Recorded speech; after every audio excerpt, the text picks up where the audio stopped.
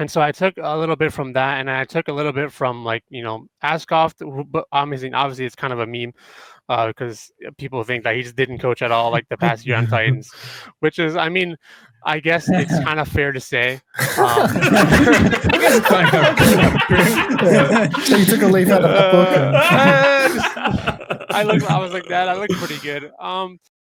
Well, here's a question then. You've scrimmed Falcons, right, Crimzo? Well, you don't have to give us too much juice, but if you were to say yes or no, are the Koreans beatable from what you've experienced? Let's just give us our audience a teaser, especially the Patreon subscribers that are watching this a day early. If they show up how they showed up to our scrims, I'm not sure they're gonna win anything, to be honest. Like, Koreans Korean. Can we get you saying that word for word? Actually, we need a title. Like the team had like no direction, no leadership. Like it was just whatever. People were doing whatever. People throwing. People, like it was just like possibly the worst possible like experience to get thrown into. Honestly, like it was just terrible.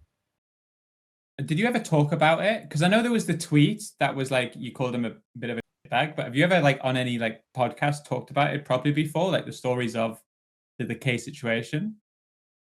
Do you think the patch, because on paper it felt like it was going to be a big patch with all the armor changes, do you feel like it actually changed that much? Hello everyone, welcome to episode 22 of Uncoachable. Now our guest today has played many different roles in Overwatch, many different heroes. He's been on loads of different teams and now is even trying his hand at coaching. You could say he's a man who's worn many hats. Welcome, Crimzo. Thank you for joining us today. And I think we can maybe start there about you've assumed the head coach role of ENCE. So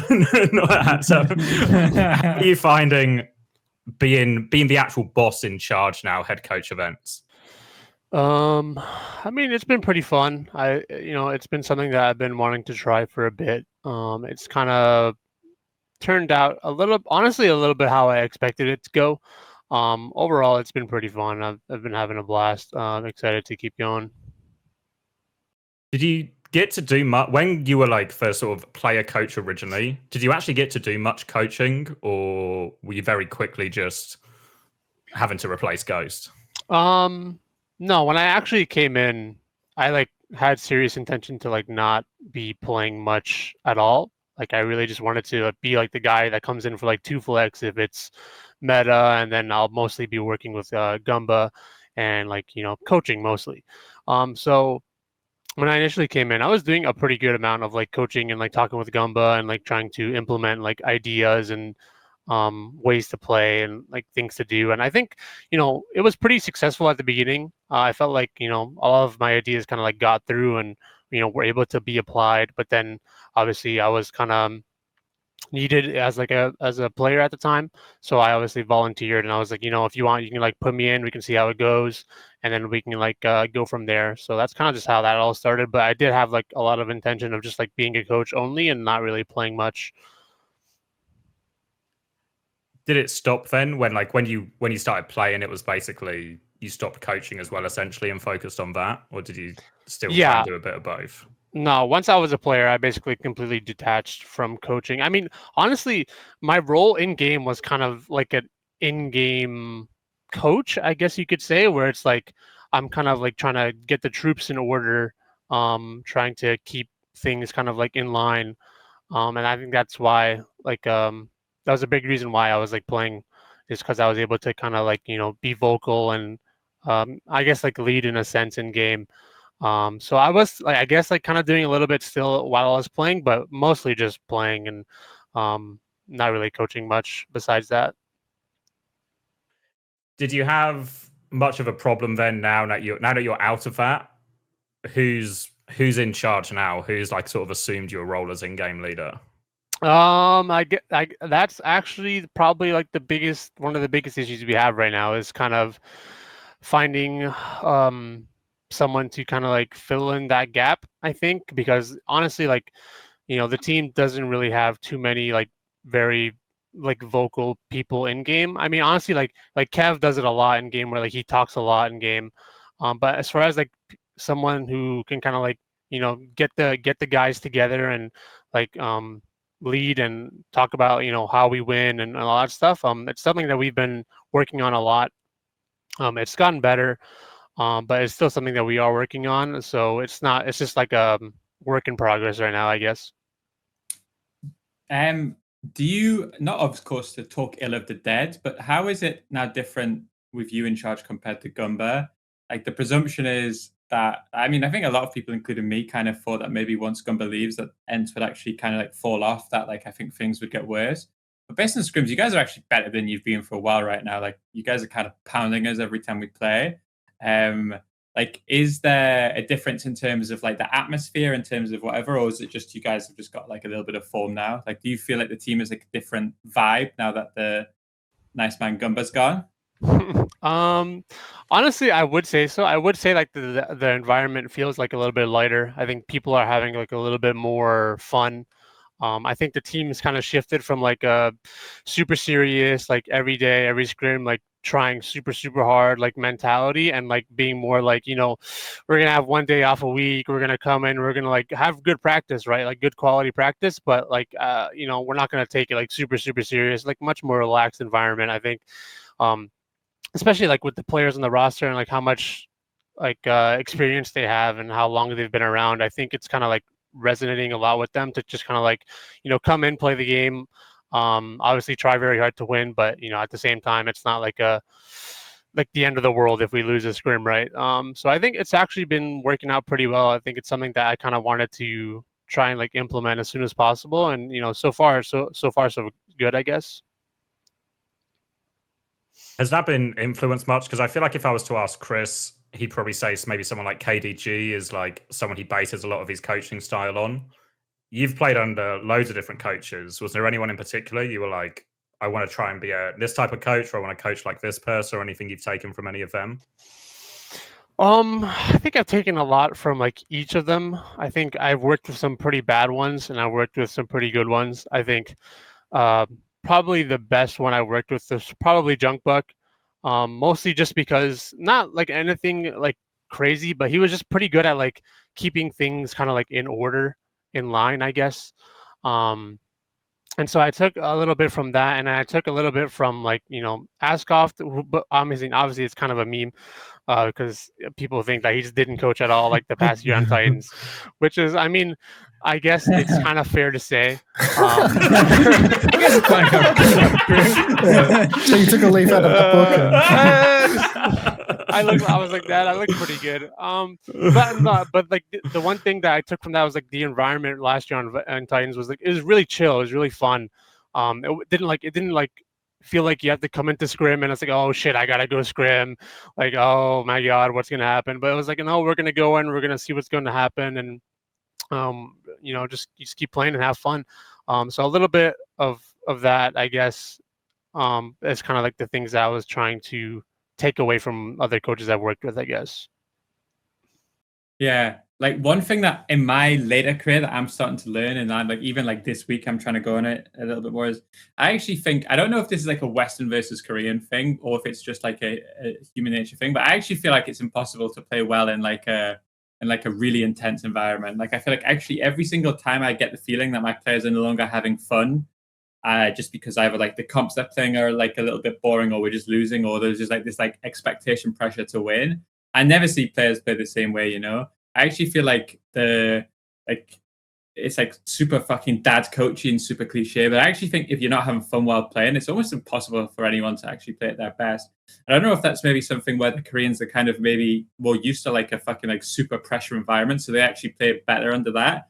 But when I look at my team and I see them when like we're losing like 3 maps in a row to ENCE, it just feels like no one's flowing and everyone's just a little bit fucking like stressed because, oh, we should be beating these guys, beat them. I feel like actually everybody plays worse in that environment. And I actually think that some sort of dad coach who's actually able to find a way to like lighten the mood actually increases performance, assuming that you don't just actively start trolling to have fun, Yeah, I think there's like a balance, obviously. It's like, you want to have fun and like not take it like super serious, but you also like not want to just troll, right? So it's like, if somebody wants to play like a hero, like, or they want to try something, like an example is like, Kev going Farah or some shit like that. Like that's fine, but like actually like try to win. Like don't just like, play the hero, do something weird, do something funny, and like do some random shit. You want to like, at least actually like keep trying to win. Don't just like troll. So it's like honestly, like for me, I don't like really care like what like individual heroes we play, as long as like we have a good idea of like how we need to win, and like we play towards that. Like that's all that really matters. As long as the scrim doesn't like go to shit, then they can just do whatever they want and have fun, to be honest. I swear some players are just like genuinely terrible at trolling. You know what I mean? Oh yeah. Like they lose the ability to game when they start taking it like really unseriously. But then there's other guys where it's like, I feel like if you ever put Kevin on a stupid hero, could just be because he's really flexible. But even if he plays a stupid hero, I feel like he'll really try to find a way to win that. Like even if he is egregiously griefing the game at the same time. But some players, that they don't have that. They swap to like something that they're really shit at, and then they just fucking hard run it down and like then laugh on the mic. Yeah, exactly. All of the fun is in the comms, but none of it is in the gameplay. So it's like, what's happening here? Like I'm seeing a defeat screen at the end of the round because of the fun you're having. Like fuck you, that you're taking away from my fun. So I don't know if you found this too, but sometimes with my players, they're like laughing. Oh, haha! He just. I don't know. I was going to use a bad word. Oh, he just killed me. Ha ha ha. But it's like so fucking fake that you're having fun. Like it's like the emoji or the meme where it's like the guy who's like like the mask of smiling but he's crying underneath. It's like it's okay, guys. He just hit a big mouth or whatever it is, and oh lol, that's so funny. But actually, I can like tell behind their voice they're like fucking crying, and they put on like this fake troll unserious mode, but everyone can like feel underneath, that they're fucking raging. Yeah, I mean, I honestly saw that a little bit even yesterday. It was like, some people aren't like just able to troll and like function at the same time. Like somebody says something funny and this guy's all of a sudden just on like random hero, just doesn't know what he's doing, doesn't say anything. And then I ask him after like, oh, why are you playing this hero? Do you know, like, what do you have like an idea of like what you want to do? And they're like, oh, I don't know. Well, I'm just playing the hero. I don't really know what's going on. I reckon it was Kai. That's what I reckon. That's classic Kai. It wasn't Kai actually. Oh. I stole that. Jeez. Might be.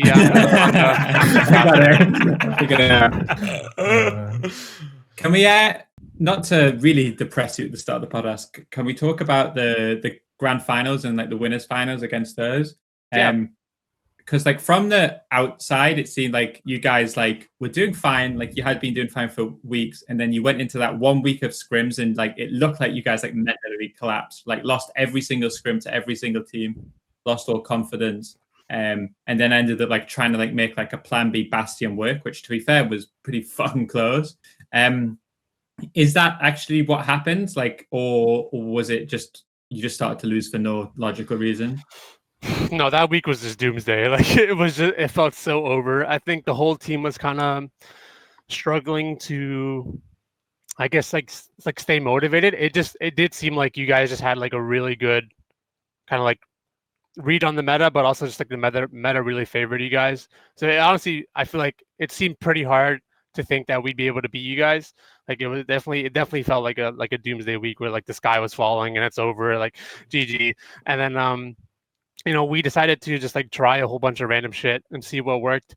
And it's funny because the way it worked out in the end was like the whole reason we started to play that like double hit scan style or like the Bastion style and stuff like that, it all like originated from like just like an idea on New Queen Street where we thought like, oh, the map is really wide, maybe we don't have to play Tracer here, maybe we can play like soldiers, like soldier cast or like a sojourn or something like that. So that whole like strat originated there. But then we were like, I think we were just kind of like brainstorming, like how do we beat you guys? How do we beat like Backbone Sim? But we hated the oh my god, the TP High Noon stuff was the most cancerous thing I've ever seen in my entire life. Like it's just all of a sudden there's just a TP behind you, there's no audio on it, and you're just dead. Like it was the worst thing to ever deal with, and we were all so boomed from having to deal with that stuff. So we just honestly just tried to try a whole bunch of shit. And we kind of like fell back onto the like double hit scan style and like the Bastion style because we just thought like if we just sit there and shoot them, I think we'll win. That was basically our idea. And honestly, it worked out pretty well because honestly, the whole week of scrims we were just getting absolutely dominated on like the playing like I don't even remember what we played, to be honest. Do you remember what we played, Chris? You were like originally you tried like do you not do like the Arisakiri stuff that everyone was doing? Right. And then you tried like you were always trying stuff, right? Like I think most teams who scrim, I mean, this is always what I gave credit to Gumber about, but like most teams who scrimmed against just had the meta comp and would just come in and just lose like every single map playing the meta comp and just say, oh well, at least we're playing the meta, you know. Whereas it felt like actually even if we beat you on a comp for 2 maps in a row, then there was like, fuck, we're gonna do something different until it worked, you know. Yeah. Yeah, we were trying a lot of the Arista. I was curious if I remember, but like it just didn't work. Like it simply didn't work. So we had to do something different. I think we were all kind of like in agreement of that. So honestly, we just kept trying a whole bunch of shit. Eventually, we found something that like seemed pretty solid.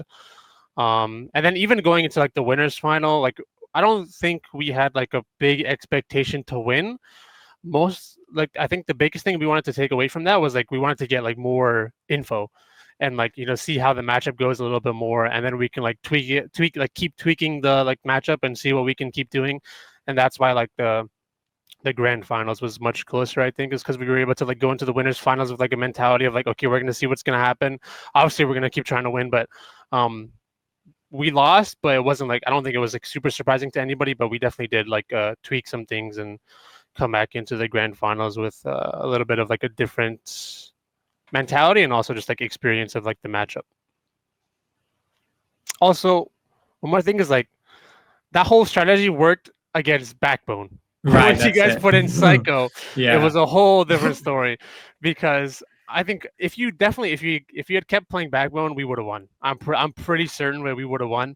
But once you guys put in Psycho, honestly, we didn't really have a plan when we had to play against Psycho. It was kind of much more of like just like a mirror and not like a mismatch. Like against the Sim, we felt like we had like the Bastion style or like the double hit scan style, and that like worked out really well. But against like Psycho Tracer, like obviously it's much different. We can't just like play that same style, I don't think. So then honestly, we just didn't really have too much of an answer there. We just tried to like play the mirror, but we ended up just losing because you guys are just better than us. Do you think more teams are starting to do this now? Like the idea of not just taking the hard mirror is starting to spread. Like I feel like maybe R8 Esports are a team who do a lot more of their own thing, even when it doesn't work. We even see like M80 just pulling out a Pharah and trying to force that through to like throw Toronto a curveball. Do you think maybe at least in Western Overwatch, there's more of this shift towards actually trying to like surprise the enemy team, counter something or do something new? I mean, I would say so. I think people realize that maybe we shouldn't be mirroring Winston against Korean teams. Maybe we should actually be like trying other things to win instead of just like playing like a mindless mirror and be like, oh, we're gonna go in and we're gonna learn stuff and we're gonna get better and all that stuff. Like that's just kind of garbage. I think if you have like a really good off tank player, just play off tanks. Like why are you playing Monkey? So I think it's definitely like something that has been happening and it should be happening more. Yeah, for sure. I think to be fair to because I think Crazy Raccoons actually even did it in the grand final, didn't they? They pulled out like some ball and like a Pharah first fight stuff, like again, just surprising Falcons as well. So it feels like that's kind of like the new arms race for a lot of these top teams. I mean, when we first scrimmed M80 and they were like starting this Pharah shit, we like beat them 6-0 and we were like, these guys are trolling. But then we scrimmed them like the next time and they'd gotten like so much better at it. And it's like the same thing that ironically Gator was saying about Toronto, which is like to beat these Korean teams, like you have to have something different. Like maybe the weakness that everyone sees Toronto as is there's just nothing special about them, right? Like they're just like good at everything but insane at nothing. So all of a sudden, like M80 like playing this Pharah stuff, it's actually really annoying. Like I don't know how have you scrimmed against it, Crimzo? Because I actually feel like Pharah is like low key, high key, fucking broken right now. Like actually the hero is way better than people think. I feel like actually the meta has like 1 or 2 heroes which are actually like way stronger than anyone knows, and if anyone figures out how to play them, then actually like there's a real chance they could upset someone. No, we haven't scrimmed M80 in like a month because they just won't book with us for some reason. I don't know why they just will not book with us. I don't know if it's because of like I don't know. I actually have no idea. Like the last time we scrimmed them, I think it was like during that week of like Doomsday. So we just kind of like got shit on, I'm pretty sure. And that was like the last time we scrimmed them. So I just haven't we haven't been able to see like the Pharah stuff, but we have been trying a lot of Pharah just to like see how it's been going. And honestly, it's been going pretty well. I think like the hero looks very interesting. Obviously, it's a completely different way to like see the hero now that she's been like totally changed. Like she can't just like permanently fly around and stuff like that. So I think there is like maybe some untapped potential there. It is definitely very interesting. Yeah, I watched it back from Pelican's POV, and it actually just felt he was having massive influence in the game at all times. Like Sugar Free's life on Tracer, the Jewel isn't actually really that favor to Tracer at all, especially on like certain maps. So I think there's legs in it. I think it's like totally lost its hidden gem status, to be honest. Like Stalker, he's already in North America. And like I was watching just like ranked streams today from one of my players, and like Stalker's in every single game, just forcing Pharah in every single lobby on every single map. So I get the feeling as well today. Yeah, well, not today, I get the TSM games. Yeah, and everyone knows the TSM is going to fucking dominate at Dallas. So kept the T alive, thank God. But yeah, no, I think the hidden gem status for Pharah is like officially gone. Like first up, you know, you had Pelican just like flying around, fucking making things like dangerously close versus Toronto. But I feel like M80 could have gone dangerously close versus Toronto anyway. But now it's starting to spread like a bit of wildfire, you know. I guess you've got Kevin doing it over in Europe. You got Stalker, who's soon to be doing it in the the Korean import. So I think every region is going to have a Pharah representative come to matches. I think the two heroes which are like way stronger than people realize are Pharah and Venture right now. I was wondering if you were going to get Gatekeep actually, because you were like, oh, there's two of them, and you just wouldn't say. It's like no. Actually, in our scrims right now, Venture's play rate is really fucking high. Actually, when Blizzard nerfed them like first time, I was like, why the fuck are they getting nerfed? Like, this hero is trash. But now after seeing it with the nerfs, I'm like, actually, it could be a fucking good shout from Blizzard. Actually, I think it would not surprise me if there's I don't think it was certainly not going to be must pick, but it wouldn't surprise me if there's actually like pretty decent like Pharah and Venture play rate in Dallas. It was weird actually, because like in the collegiate finals, Rocket was playing like heaps of Venture, and I knew that Sonjin was playing a bunch of Venture in rank 2, I think. But Rocket was doing heaps of Venture in like the lower bracket, and then we came into our match versus him, and he just picked Tracer the entire time. Like we just didn't see Venture once, and I didn't really understand it because Venture looked really, really strong. Like actually looked such a hassle all the time. It's so annoying. It's so hard to kill. It's really hard to kill, and it has like these cancer one-shot combo. Yeah. It seems like an absolute hassle. And can people play Pharah and Venture together? Is that a thing, or is that absolutely maybe so? Maybe someone needs to try it. Like the ultimate forbidden combo. It's like you give people like a little bit too much of like annoyance. Like how many like cross map one shots can you hit someone with? Do you think the patch, because on paper it felt like it was going to be a big patch with all the armor changes, do you feel like it actually changed that much? Nah, I think it's fucking crazy, no? Like, I mean, we always do this as a community. Is like, I remember seeing those patches. I'm like, okay, tanks are going to be like the most unbelievably unkillable, like fucking super soldiers. I literally, if you told me the patch was bugged and it hadn't gone live, I would believe you. Like, I actually like fucking barely notice it. Like the boop stuff is noticeable, right? Because like a tank literally refuses to move now. But I feel like I'm not seeing tanks like being unkillable in most situations. I feel like the headshot stuff like doesn't seem super significant. I don't think tank is like in a much better spot. It might actually, ironically, again, just be like a good decision from the Blizzard dev team, because it like made tank a little bit easier to play, but it didn't overtune them. So I don't know. Actually, I literally couldn't tell the difference in like the first few scrims that like tanks were now these like unkillable machines. It didn't feel that happened at all. Yeah, I agree. Like I just didn't see much of like a change, honestly. Like besides like the one like crispy tweet where he tried to boop, I think it was Hottie off the map. Yeah, Hottie just did not move. Like he doesn't move. Actually didn't move. But yeah, any of like the other like armor changes or like the headshot changes or anything, I had not noticed it at all. I think my tank like still dies way too much, so that maybe need to buff it a little bit more. Just one more buff, dude. One more buff from leveling the fuck up, you know. Maybe fucking Dante won't get magic picked walking out of spawn if there's just one more change. Like, surely. Yeah, fucking the guillotine is getting closer and closer for little Dante. Just I feel like the only thing I've seen dramatic, like a bit more comp variety, but the only thing is Orisa seems like more dead. Or the most, that's like the most significant one in terms of like the comp. I literally haven't been in Orisa since the changes. I don't know if it's like there's like a handshake agreement where no one wants to pick her, where like maybe she's actually more viable than people realize. But we haven't tried it, and even when Hattie goes Ryan, no one tries it. So like it seems like everybody agrees that she's a couple of the NA teams, like Citrus Nation and what do you call them, Pip, did like a couple of maps on it as well, and it looked like they still lost, but they were also losing to teams you'd expect them to lose to anyway. But it didn't look like it was the Orisa's fault, you know. I think we might have lost to Citrus playing Orisa on the patch. Well, you played Doom. You played Doom into it. It was a Dante Doom. I remember now. It's all coming back. Yeah, just giving it away. It's like just why wouldn't he press H? You know, like please, for the love of God, press H. There's like one more life on Doom. You know, one more surely. How are you guys doing in FACEIT? Are you winning? I mean, we've like kind of delayed all of them. We have like basically every single match versus a human team other than Citrus, which we lost to playing Doom. Like later in the tournament, and we're taking like a week break now because of Collegiate being over. So we've just delayed every match to basically like pre-Dallas and post-Dallas.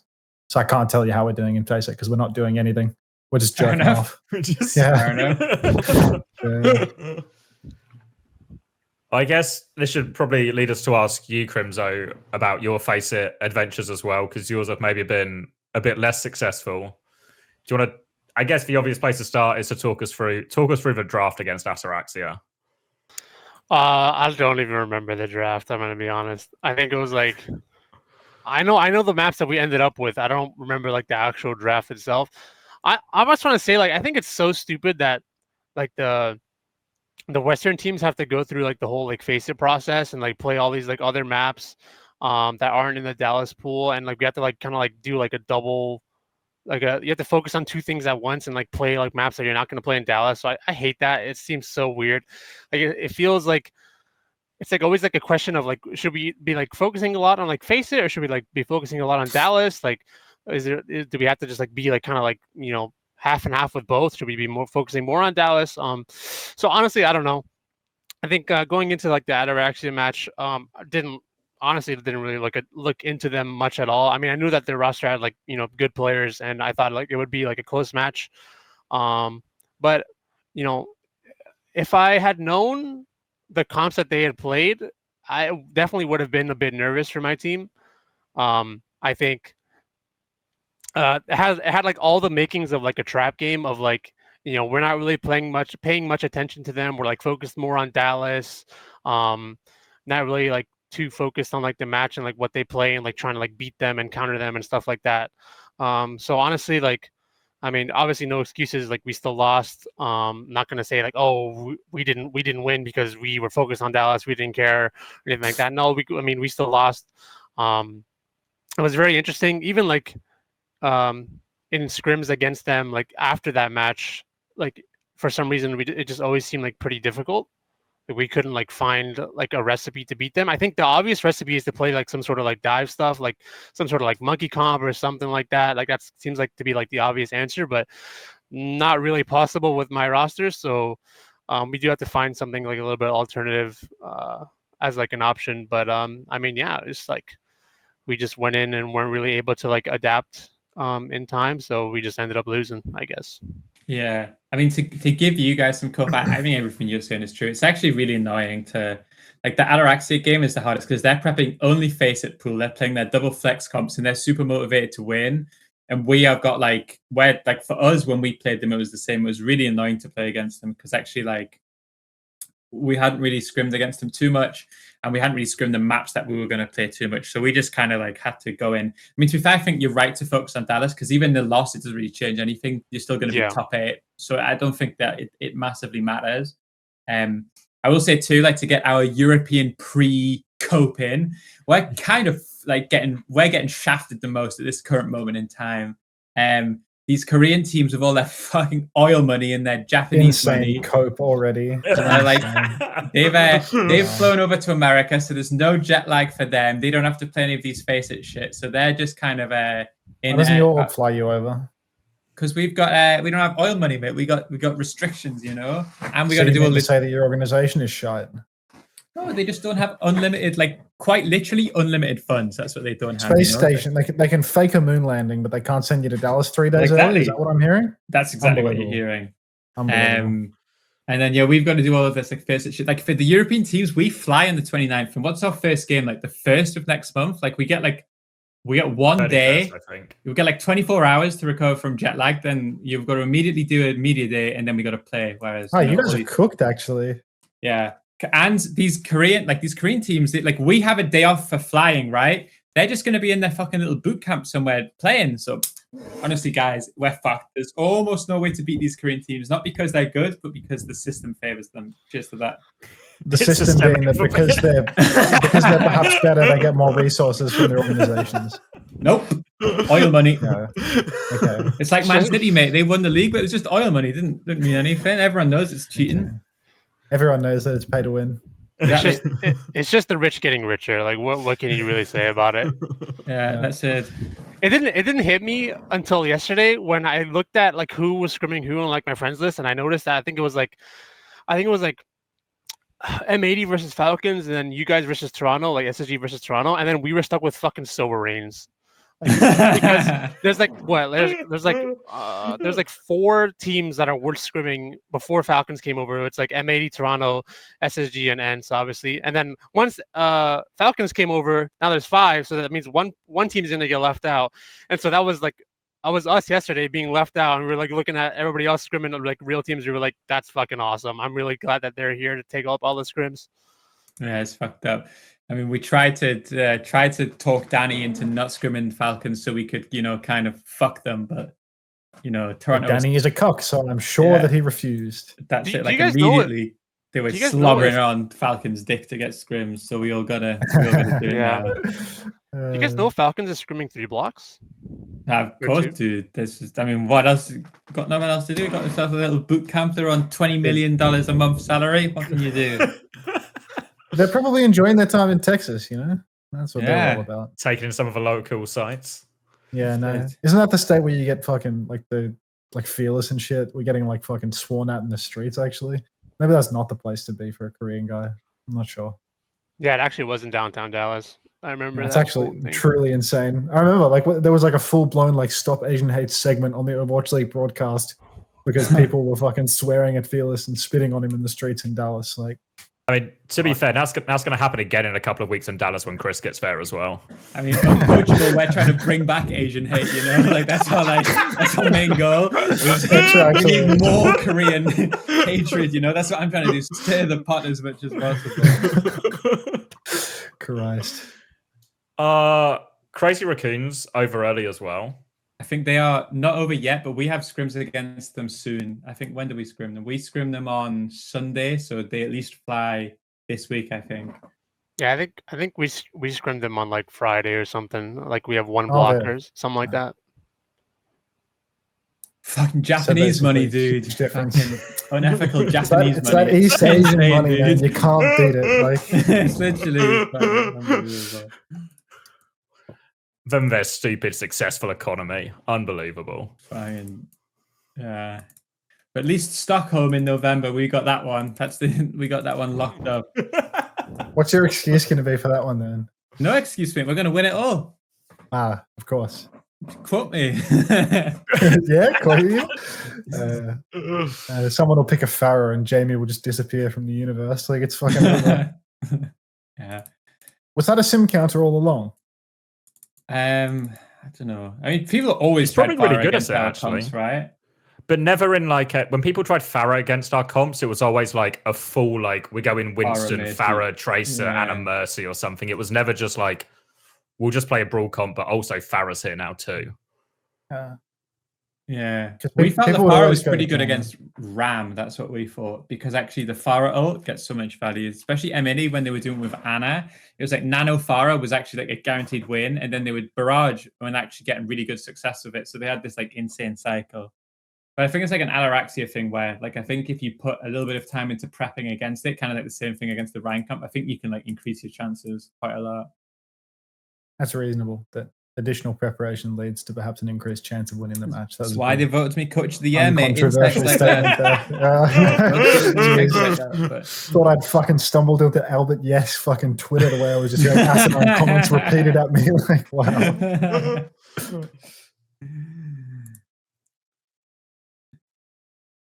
We want to talk about any other Dallas stuff while we're in that realm. So I guess maybe one of the big things that's missing so far from Dallas is the skin.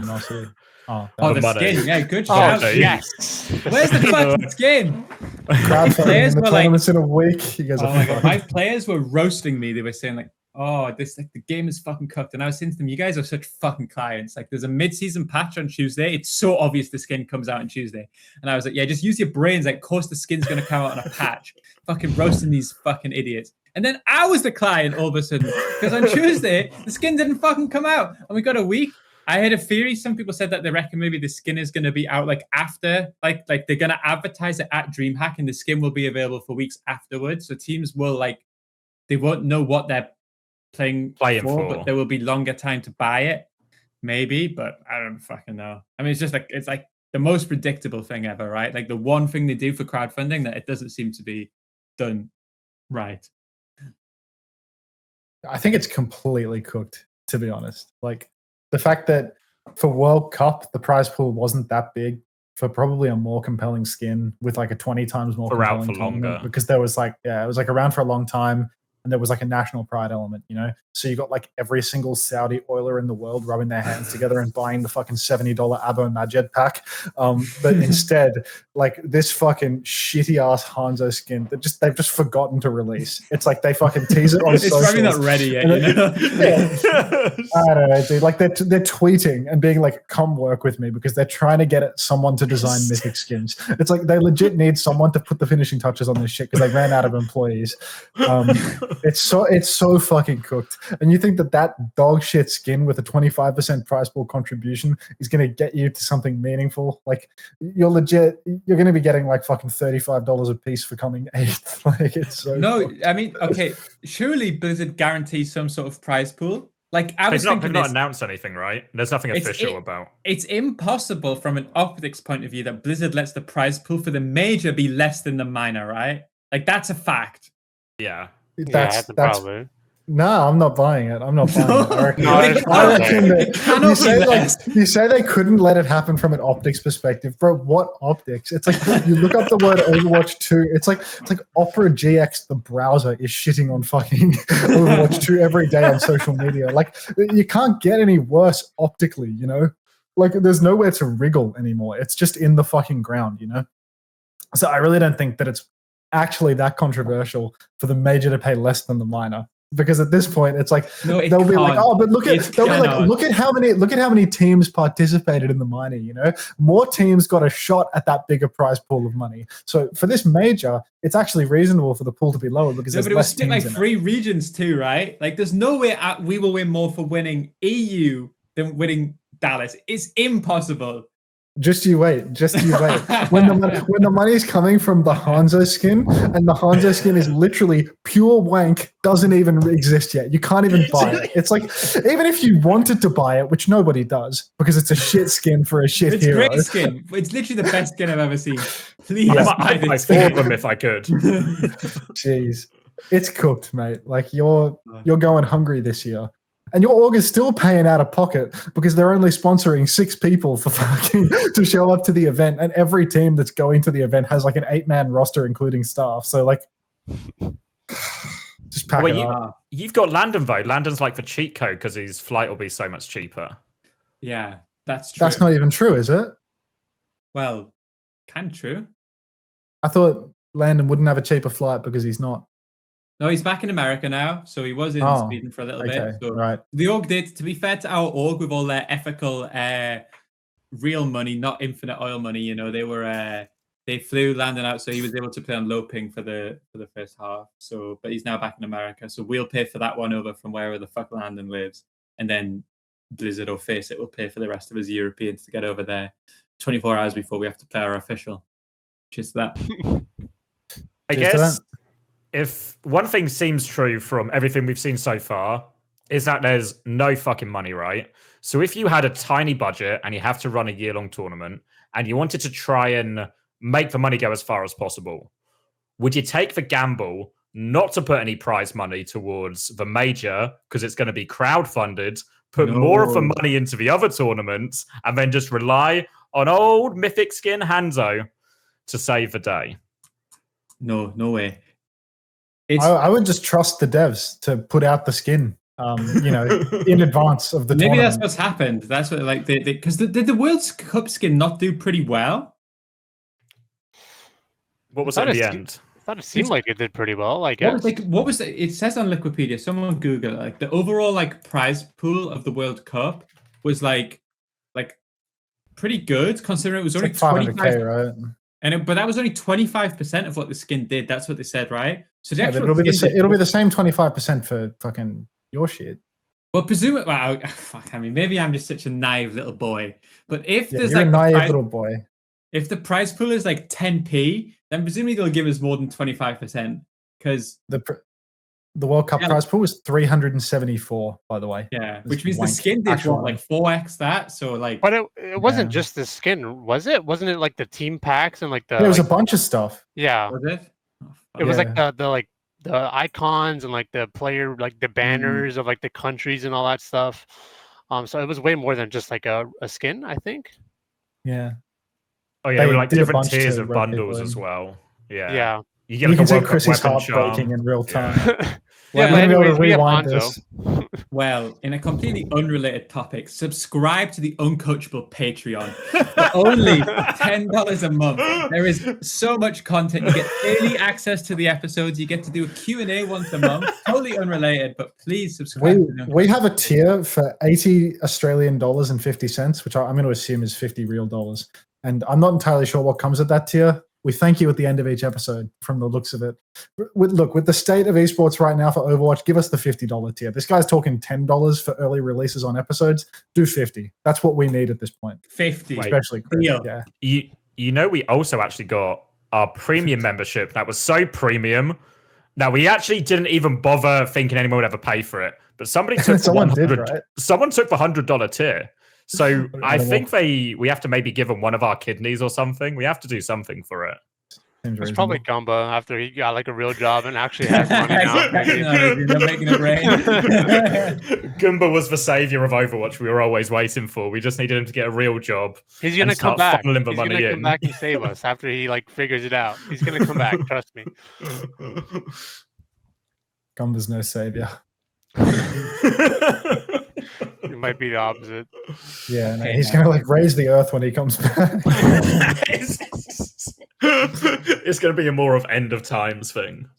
Yeah, I saw definitely in your Twitch chat like hyping up Marvel Rivals, dude. The guy's like officially like he's actually an official Overwatch hater now. You know how everyone who ever retired from Overwatch immediately 180 their views to say, "Oh, Overwatch was always the shittest game of all time. I fucking hate it." Since they leave, Gumba's the same. Did you see fucking Marvel Rivals is already fucking dead? Do you guys see that? It already has like 1,000 viewers on Twitch. Is that because the beta's over or the alpha? No, I mean it was even when it was on, like the hype died unbelievably quickly. Everyone was like sucking it up as an Overwatch killer, but everything that it has, every problem Overwatch has with viewership, this has worse. Overwatch killer has to be like a joke of a sentence at this point. You're killing a game that has like 13K viewers on Twitch. It's already dead. Like the least impressive thing possible to be the Overwatch killer. It's like our podcast gets more viewers than the concurrent Twitch for this game. I mean, it was like an Overwatch like console team that like won the Marvel Rivals like inaugural tournament or whatever. So it's over. Like it's cooked. There's no way. Wait, were they playing on PC? I have no idea, but like they're like controller support, so maybe they like plug the controllers into the PC. Yeah, I don't know. I have no idea, but it was like they're like console players from Overwatch, like some like rank 1 players or some shit like that, and they beat like the Space Sinatra team, and they like went through and just basically beat everybody. So that's just crazy. The prize pool for that pre-alpha tournament was kind of fire, though. No, more than you would earn playing pro Overwatch. Yeah, exactly. Better get top 8, would it? Shades of Dallas for sure. Fuck. And all we have to do is beat an Overwatch console team and we could win. Double our money. Yeah. Then the other big news of FACEIT, I don't think it's been announced yet. I don't know if we're allowed to talk about it, but I presume it'll be fine at least by the time the episode's out. It's about the map ban system has finally been revealed, and we're going to be using the Korean map ban system, which is basically loser picks, but you can pick from mode as well as the map. So you can pick from like 15 options or 14 options most of the time. So in your opinion, Crimzo, would you prefer this system to like the FACEIT ban system? Nope. I think the FACEIT ban system would have been so much nicer. I mean, I don't think it's like the end of the world. I think there is some like you have to like think a lot about, since you can pick any map in any mode basically whenever, as long as it doesn't like overlap with what's already been played. I think there's a lot of like things you can do in terms of like forcing different like styles or like matchups or whatever. There's a lot more, I would say, like on the fly strategy that you have to come up with, in my opinion. I'm just happy that we dodged Ilios against the Falcons. Like, I'm just gonna fucking fist bump to that, because that would have been really fucking annoying to deal with. Well, if they beat you, we get them on Ilios. So fucking. All right. Well, yeah, but you guys have a better chance than us. Like, you guys have your like Ryan on the point on Lighthouse bullshit. Hey. Oh, sorry. at the big secret. We don't play that anymore, Krusty. We love dive. Right, you're gonna. Yep, it's gonna be a London dive versus Falcons dive. But yeah, I mean, I think the FACEIT system would have been much better. I think it would have been preferred, but I think the like loser picks system, I guess, is not like the end of the world. I think there's some flaws to it, but I think there's also like some interesting things that you can do in terms of like forcing like maps and modes, pretty much. I think the one thing to add for people who don't know is also because of this, it means that all the first maps are essentially just predetermined at random. So there is an element of RNG in terms of what map you got against what team, and if that works out good or bad for you. Fucking Falcons, Ilios. That's what we all wanted. I mean, I think ultimately this system is worse for teams like mine and Crimzo's, because if we could just ban Ilios and Hollywood, then you don't have to worry about them. But I think like from an objective, unbiased position, that this is a better system that gives coaches more agency and probably also rewards more flexible teams. So I think, unfortunately, it's a good decision. I hope they bring it in for OWCS too, if they can find a way to do that. But I wish they fucking put the Ilios first, you know. That's what they should have done. I think, to be fair, because they introduced it partway through Korea's stage 1, it actually improved for quality, like for closeness of games in terms of back and forth, because everyone can counterpick much more aggressively than they could in like a ban system. So at least from like a neutral perspective, I think it will definitely increase the amount of like the closeness of all the games in theory, at least. Yeah, I think like in theory, if you have like two different teams with two different styles, it's like you have to win one of the maps that like they pick to like be able to like win the series. Like you can't just like, you know, ban all your worst maps in like the FACEIT style system and then like you know, be able to like be on like a pretty good footing like just from the start. Here it's like, you know, let's say you win the first map, and then it's like a good map for you, and then like they're gonna pick a map that's probably like good for them and bad for you, and then like you have to at least be able to like win one of those, like I guess like theoretical like bad maps for you to be able to like win the series. So I mean, it's gonna be interesting. I think the games are gonna be pretty close, like in general, I would say, because of this system and being able to like, you know, counter pick the other team kind of. So it'll be interesting. I'll see what happens. Does he stand a chance with this new system that I'm hearing? Or are you just going to get forced to dive one too many times? Well, I think that in theory, if you win the RNG on map 1 and you don't have Ilios, and actually like you can guarantee at least 3 non-dive maps, right? So you can at least win through that. The problem is, in theory, but to be honest with you, like the benefit of being a broad team is I think it's harder to make dive work on push and flashpoint. So I think you like whichever flashpoint they pick, there's no dive option. You know what I mean? Like they're kind of locked into playing what you'd presume is like a. And I think like push. I mean, maybe push if you do like Esperanza, you can make dive work if you really want to. But even that isn't like the easiest dive map in the world. So I think generally You're good speaking, for like that. yeah, like every single like brawl team got buffed when Flashpoint got added because I think it effectively made like that. Like I think that's actually one of the reasons why like we did better in the second half of the season and blah blah blah. Is actually all of a sudden like 20% of the maps are guaranteed like brawlable. Yeah, they just made Brawl like perma viable. You can basically almost always have 3 out of 5. So, yeah, I think Flashpoint's probably like the only like irrelevant mode where like it seems like no matter what, like it's gonna be just like a brawl matchup. Yeah.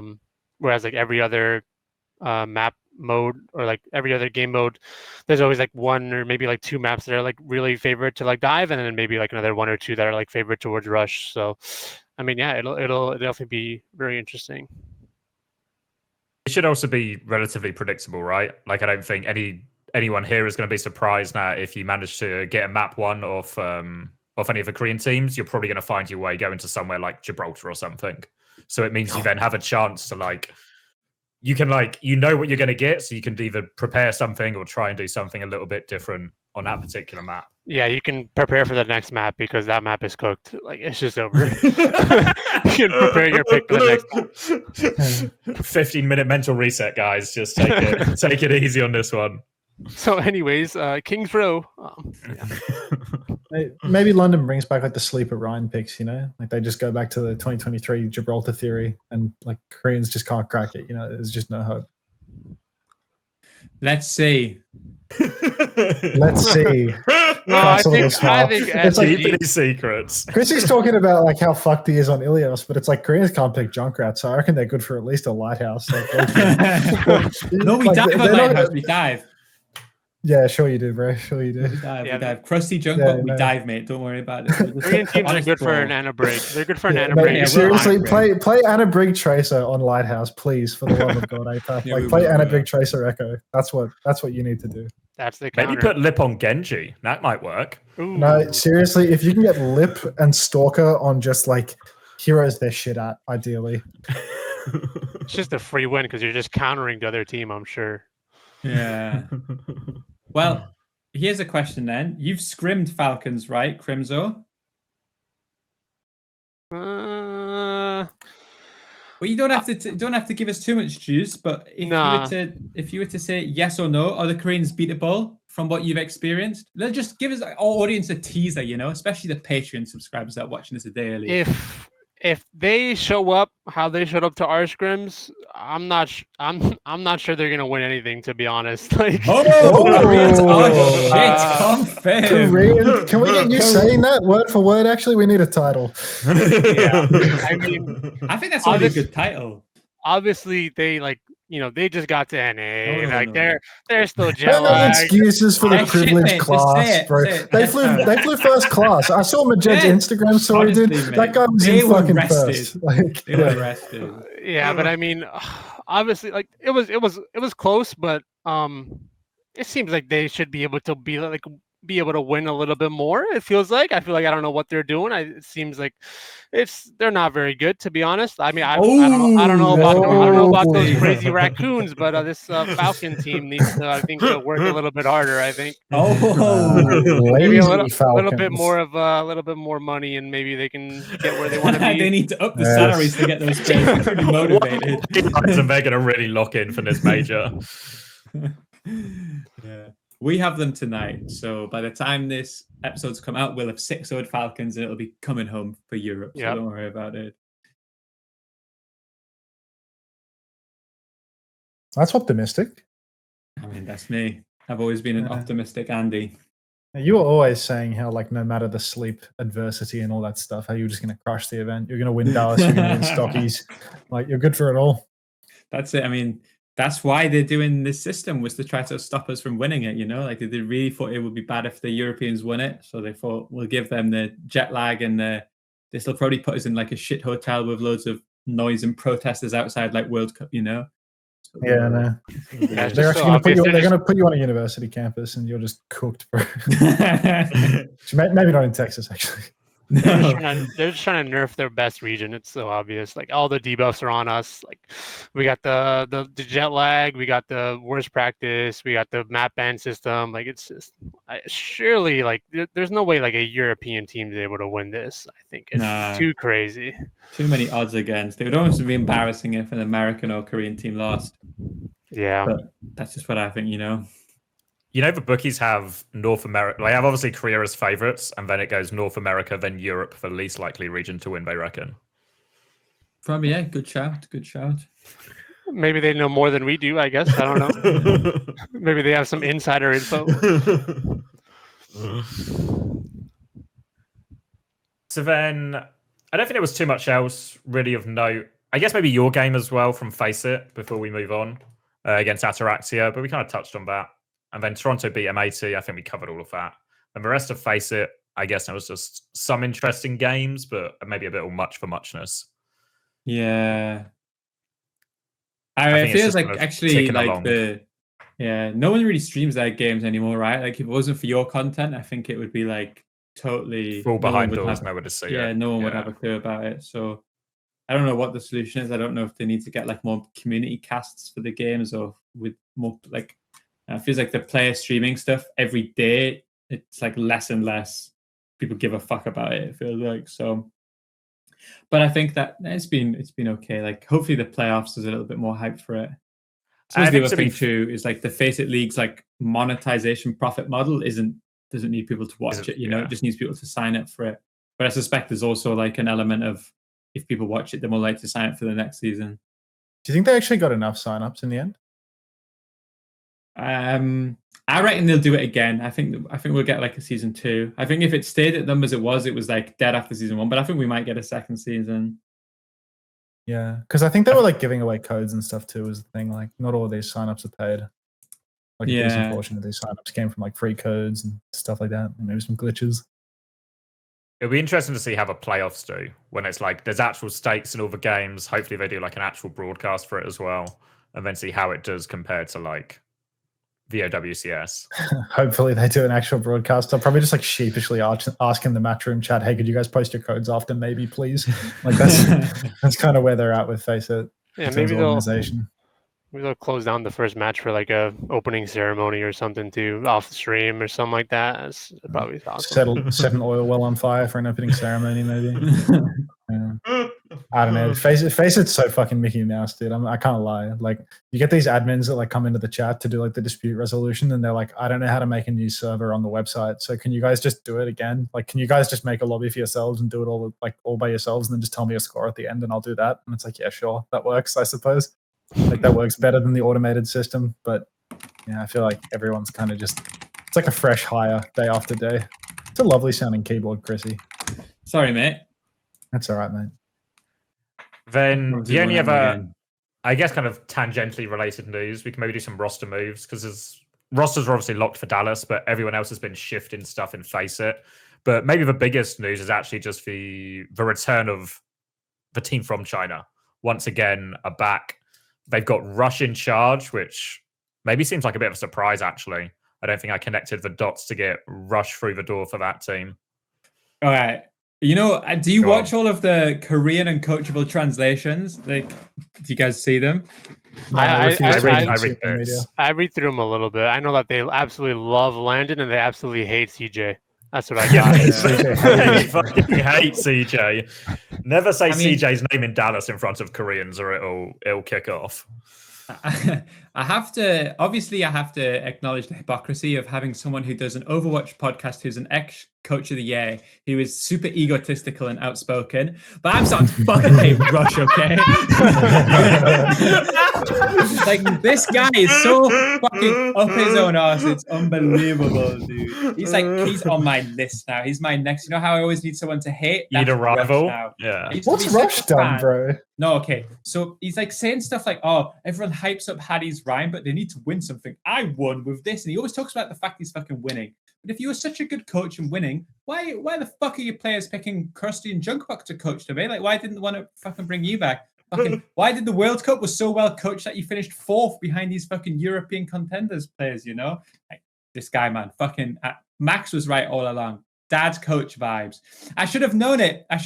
When he told me at World Cup that, we use Sim because you can utilize TP, I should have known this guy's fucking dad coach through and through. What have I been wrong about a personality assessment? Be fucking for real. You're right. You actually read that guy like a book, bro. It's fucking insane. Guy's been in fucking North America coaching Overwatch for like 15 years, and he doesn't even have one word of English under his belt. Like, he's on clean zero. Like, I don't know. He just CBA. The stuff he says, he's always talking about how fucking good he is and how his team's won and how like everyone else was so shit. And it's like, yeah, when you had fucking Fielder, Chio, Hambin, like, yeah, nice fucking win. The second you lost them, you were fucking dog shit. No, but that's just my opinion. So Rush, I know you're not watching this because you don't understand what I'm saying, but you're next, buddy. You're on my head. I'll see you at the fucking World Cup. Yeah, that's the beauty of shit talking Rush. Actually, you know that you're going to get away with it because he's just not going to comprehend it. Yeah. It's like going at Yaki, It's crazy. We can do all of this Yaki shit talk for like 20 something episodes, and then at the end of it all, 9K will be like, "What's the Yaki joke? What's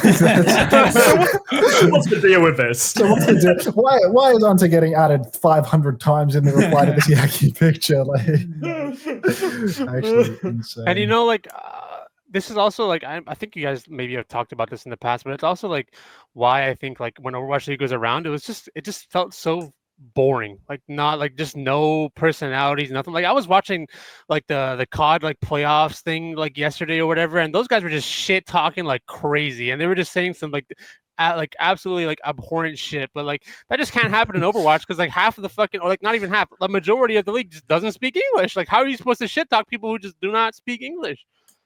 Yeah, but it's not even that though. Like even if you do shit talk, you get fucking crucified. Like you genuinely, they wheel out the cross, someone brings it on their shoulder, and they bang you up and fucking put you on the broadcast end. Like you're not allowed to do anything. It's fucking insane. it's and then people think like, oh, why are there no like personalities in Overwatch? Why is there no like, I don't know, like drama or like beef or anything like that? Like that's why. It's just people just get crucified for it, for sure. Low key, the Disney partnership with Overwatch League in the early seasons killed all fucking capacity for there to be any personality in the game because you couldn't even have like swear words on broadcast or anything like that, So like when fucking Lastro was in the era of like getting fined for sex, big dick and stuff like that because it was on, I think it was on Disney or something like that.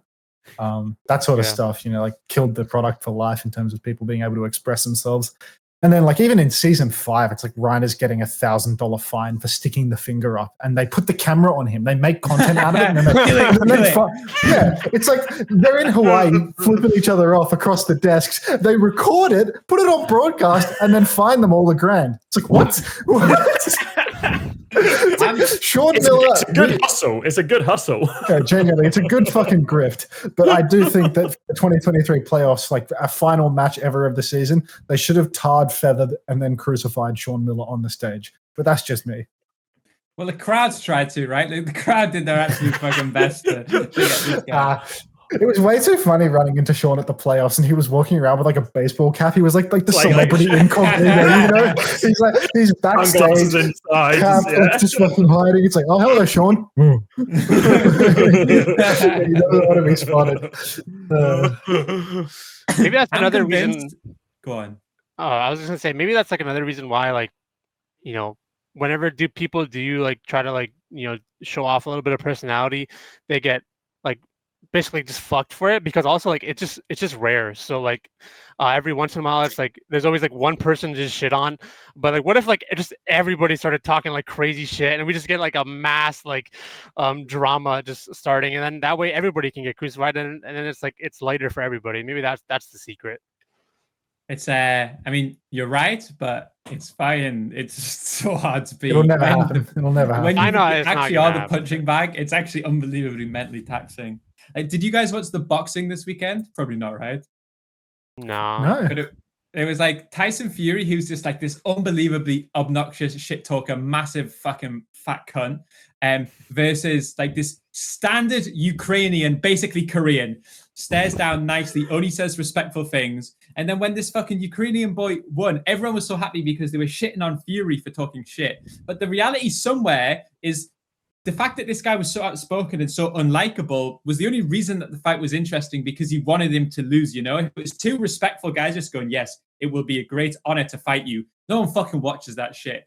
But to be the sacrificial lamb, it's actually no one gets paid enough for the mental toll it has of everybody fucking in your Twitter DMs telling you that you're a piece of shit, you know?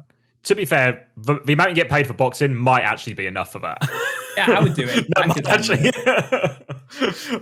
But I don't think anyone is out here offering the Overwatch players the same luxury. No. So I know we talk about every week, but it's actually genuinely never going to happen. The only shit you're going to get is here with us, young gentlemen here.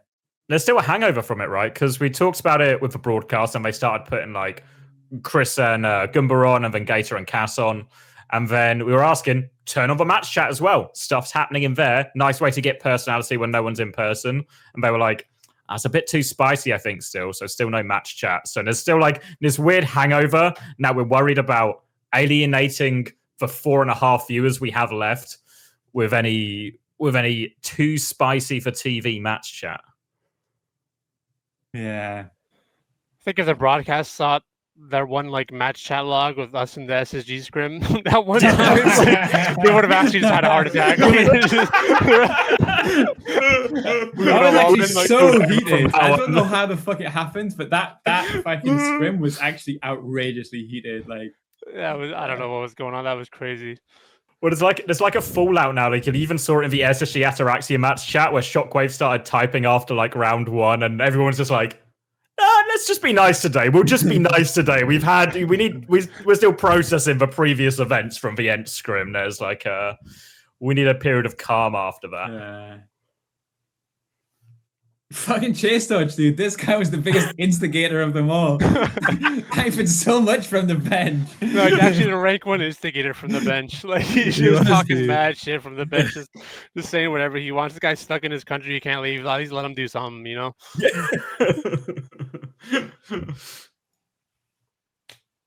Then there were some other roster moves, but I feel like we can hit them quickly.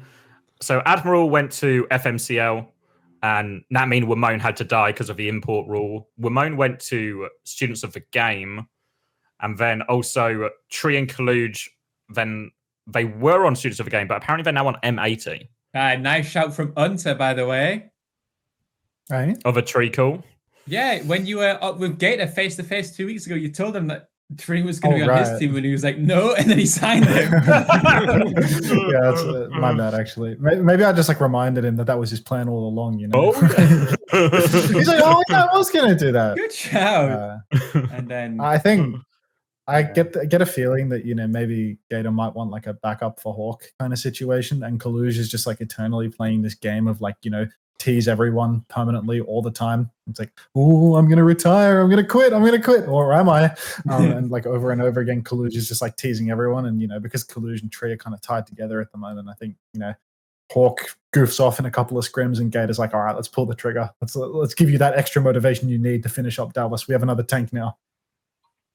I have to say, one thing that has surprised me about this like post Overwatch League world is how consistently big a lot of the rosters are, you know? Like, I was expecting the way it would go is every team is going to have like 5, a maximum of 6, so you could get the most, like, min-max your prize pool. But I swear, people like, do maths. Yeah, but I swear, like, M80, like, I guess, did M80 only have 5 before this? They did, right? Or did they have 6? Nero was listed as a substitute, but I would be really surprised if he's getting paid and he's not just on the roster just in case. Yeah. But obviously, like, ENCE at some point had like a pretty big roster, and I'm like, especially these unsponsored teams, I'm surprised so many people are like willing to like stack up and get like these like FACEIT pages where you see like 8 or 9 players on them. It feels like there is like a certain level where if you split the pie too many ways, you don't really get much pie, you know. Yeah, no, and we know that it's going to be a big fuck off pie for Dallas as well, because the major crowdfund is just looking like a slam dunk. It's going to be bite size. What's a skin, Hanzo? There's plenty of pie to go around, fellas. So truly, like when that Hanzo skin comes out, like just get ready to be rich, boys. Split 9 ways. I mean, you'd have to imagine that some of these players joining these teams like aren't even going to get prize cuts. Like Wimane 1 going to Students of the Game, like, is he going to play a single map? Well, he obviously can't play in Dallas, right? But like in FACEIT League and then Sports World Cup, Do you think that they're actually going to utilize these guys all that much? I know. Part of me thinks sometimes like these moves are like Gumba theory, like Lock up the talent. Like hoard it so there's no competition. You know, I watched the other day. First off, shout out to Reinforce. Thank you for the Patreon. But I watched Plat Chat the other day, and fucking hell, some of these guys are clients, right? In a nice way, friendly clients. There was Avro was on. And Avro was saying that Gumba used to just sign players like Chase Torch so other teams couldn't have them. And like Jaws, Jake, and Reinforce were like, no, what? Gumba wouldn't do that. What? No way he would sign someone just to stop someone having him. And Avro's like, no, bro, he does that. And they were like, no, that's like almost like it was a conspiracy theory. And it's like, bro, that's what Gumba fucking does. Gumba's prime motivation. Gumba's prime motivation for Chase Torch was to kill EXO because he hates him for virtue signaling, you know? Like, that was his secret fucking intention. Did it not happen? Was it on one of? Was it not on one of our episodes with Gumba where you could almost see like the light bulb tick of like, oh wait, it would put me in a good position because we could then play dive, and then EXO would also be screwed, which means I guarantee Dallas, and it's like, oh, I'm literally going to do it tomorrow. I'll do it tomorrow when I wake up. Yeah. But I saw that, and it was like Avro was like fighting off the demons, like, no, guys, what are you saying? And they're all like, no, that's not. Avro's just getting like 3v1 by these establishment reps that have no fucking clue what they're talking nice about. Everybody's nice in Overwatch. Why would he do that? Virtuous enough. And then Jake's like, oh, wait a minute, my friend just sent me this executable. He's made a game. It's actually crazy. Bachelors of Commerce, Masters in Business Administration, fucking client opens exe files. Yeah, this guy fucking lecturing on me and my coaching prices. Here's some advice for you, Jake. Don't click exe files from random strangers on the internet. Actually, I'm in a Discord an hour ago. 9K randomly added, like this is a Western Discord. There's 0% chance 9K would be using it, and he randomly added the bot Dino to the server, and then added some like integrations to the bot. And it's like, oh, okay, 9K's clicked on an executable and got me because it's like there's no fucking way that this guy is in this like American clique Discord fucking adding a bot to the server. So I don't know. I guess it's just so fucking over. Like 9K's fallen victim to the executable scam as well. It's going round. Maybe the hacker was wondering why Yaki, like what the Yaki story was. Trying to find out what's going on. Like, who's just trying to get to the bottom of it. 9K messaged me yesterday asking, "What's the?" We have Yaki on Korean Uncoachable, and it's like, "What's the story?" Because he doesn't. Maybe it was just a hacker. Was like, "Fuck, what's this Yaki beef?" Who's this Yaki guy? Does he want to try out this game I have? Does he want to need some help with my game? Oh yeah, if you didn't know, Hunter, Yaki's actually going to be on the next Korean Uncoachable. You serious? Yeah, for real. First I've heard of it. Yeah. For real. Well, how old are you? Jesus. You have to understand, I now exclusively, all of my social interactions come with people at least a decade younger than me. So. It's like you just don't have the haircut for those words to come out of your mouth. I'm sorry. You need like the broccoli frizzy haircut. No, it's very much a Hattie decision, you see. I could have long flowing hair, but I just opt into skinhead as more of a lifestyle decision, you know? Okay, I see. Well, that fits the racist vibe of the podcast, actually, that you're opting into the skinhead thing. What have you got hidden under that hat, Crimzo? Just a separate question, but what are you hiding under there? I got nothing under there. It's all good. I've always picked you as a man with something to hide. Yeah, it's under the hat. Whatever it is under the hat. You don't want to know. I'm gonna leave it as a secret. Might use it against the Koreans if I have to, but it's like you go to map 5 versus Falcons and you have to fucking unleash the ultimate power. You can take the brim off. Like if I have to, I will blind them. That's all I'm saying. That's all I'm gonna say. Then, other roster move wise, Magubi, who we might remember from Vegas Eternal or Paris Eternal, whatever they were called at the time, is now the boss man at Mabugi. Now the boss man at Twisted Minds. Yeah. So Korean players, Korean coach. Has he got it in him? No. Yubi's going to eat that man alive. Oh, jeez. Twisted Minds is just like a staff factory, you know? So you get like a month there and then you're gone. Just fucking keep churning through them. Like sending horses to the glue factory. Like, this guy's no good, but send him down to TM. Exactly right. It's a fucking knackery. Like, there's just no hope whatsoever. This time will be different, I'm sure. Maybe they made him an offer he couldn't refuse, you know? They were like, we'll give you $600 a month and you can live in Riyadh with us for 3 weeks of 3 weeks of the year. With minimal to zero prize money. Actually, Minimal so curious what like TM is going to do in Dallas, because they're just, I mean, obviously their roster is just completely fucked and they're just playing for FACEIT, but like actually just what are they going to do in Dallas? They're it's just a vacation, I guess. Like, it literally is. To be fair, yeah, when they've talked about it, they said, it's just a holiday now, you know, just going to go play some games. They're probably like, nice go up, party, get drunk. Oh, wait. Oh, fuck. They even when we scribbed them, TM practiced their Saudi E-Leagues roster, but never their fucking Dallas major roster. Yeah. Are they still scrimming like intensely, or is it just Kappa at this point? Like, they're not even doing anything. No, but I mean, they're scrimming every day, but they're scrimming with lineup. like Callum Vigi, like they're like. Yeah, but are they playing a lot? Like, are they actually prepping for FACEIT? Yeah, going I think for so. it, Yeah, most days. Jeez, how does that work for them? Are they any good with Kellen Vigi? They look okay, actually. Like, they beat Ataraxia. Wow, I mean, and they're ENCE. actually unbeaten.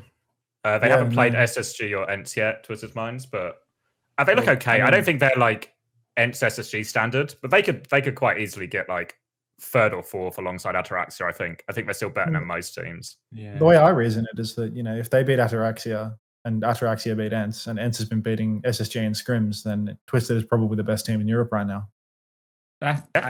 Checks out. I mean, yeah. I don't know if I don't feel that way, but it's really, there's a lot of facts now being presented to me now. Are really just overruling my feelings. There's your feelings, and then there's the facts, and you know, one doesn't care about the other. So I think we can move on from this exactly. Yep.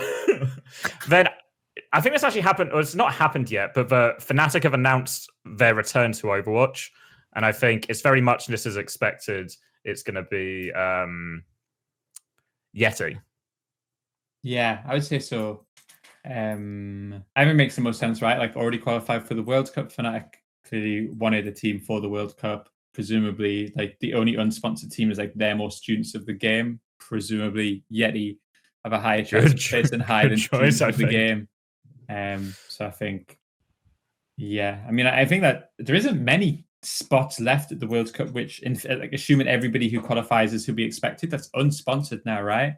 Like TSM, M80, there's 3 teams in Europe. So like maybe that like 4th spot in NA and EU is someone will pick them up eventually, but it's going to be mostly org representation there, right? And then that one Australian team. Now you guys will get sponsored too, I think. By who? Someone will sponsor you? I think someone will. Yeah, I mean, this team isn't even like 100% locked. I don't think, you know, I think there might be like another competing roster, which is like actually half decent, which has like Kuffer on it, and Kuffer's coming back to the country for it and everything. Oh, fuck. It's serious. He's fucked you in America, and he's coming to fuck you back home as well. Yeah. I mean, I'm interested to see if you do get an offer, like what they offer you, because it's kind of weird, right? Like, they can't really expect any prize pool if they're only going to sign you for a month for the tournament, and then it would have to be like, we'll pay you £1,000 and give you jerseys and a food to represent our org.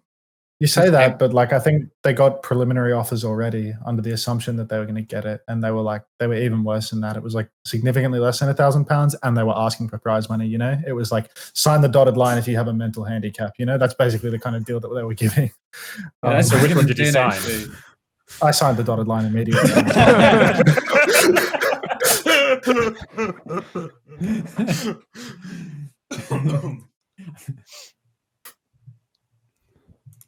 All right, so speaking of mentally handicapped, I think it's a suitable time to take a trip down memory lane, because you've been on I'll get there. Hold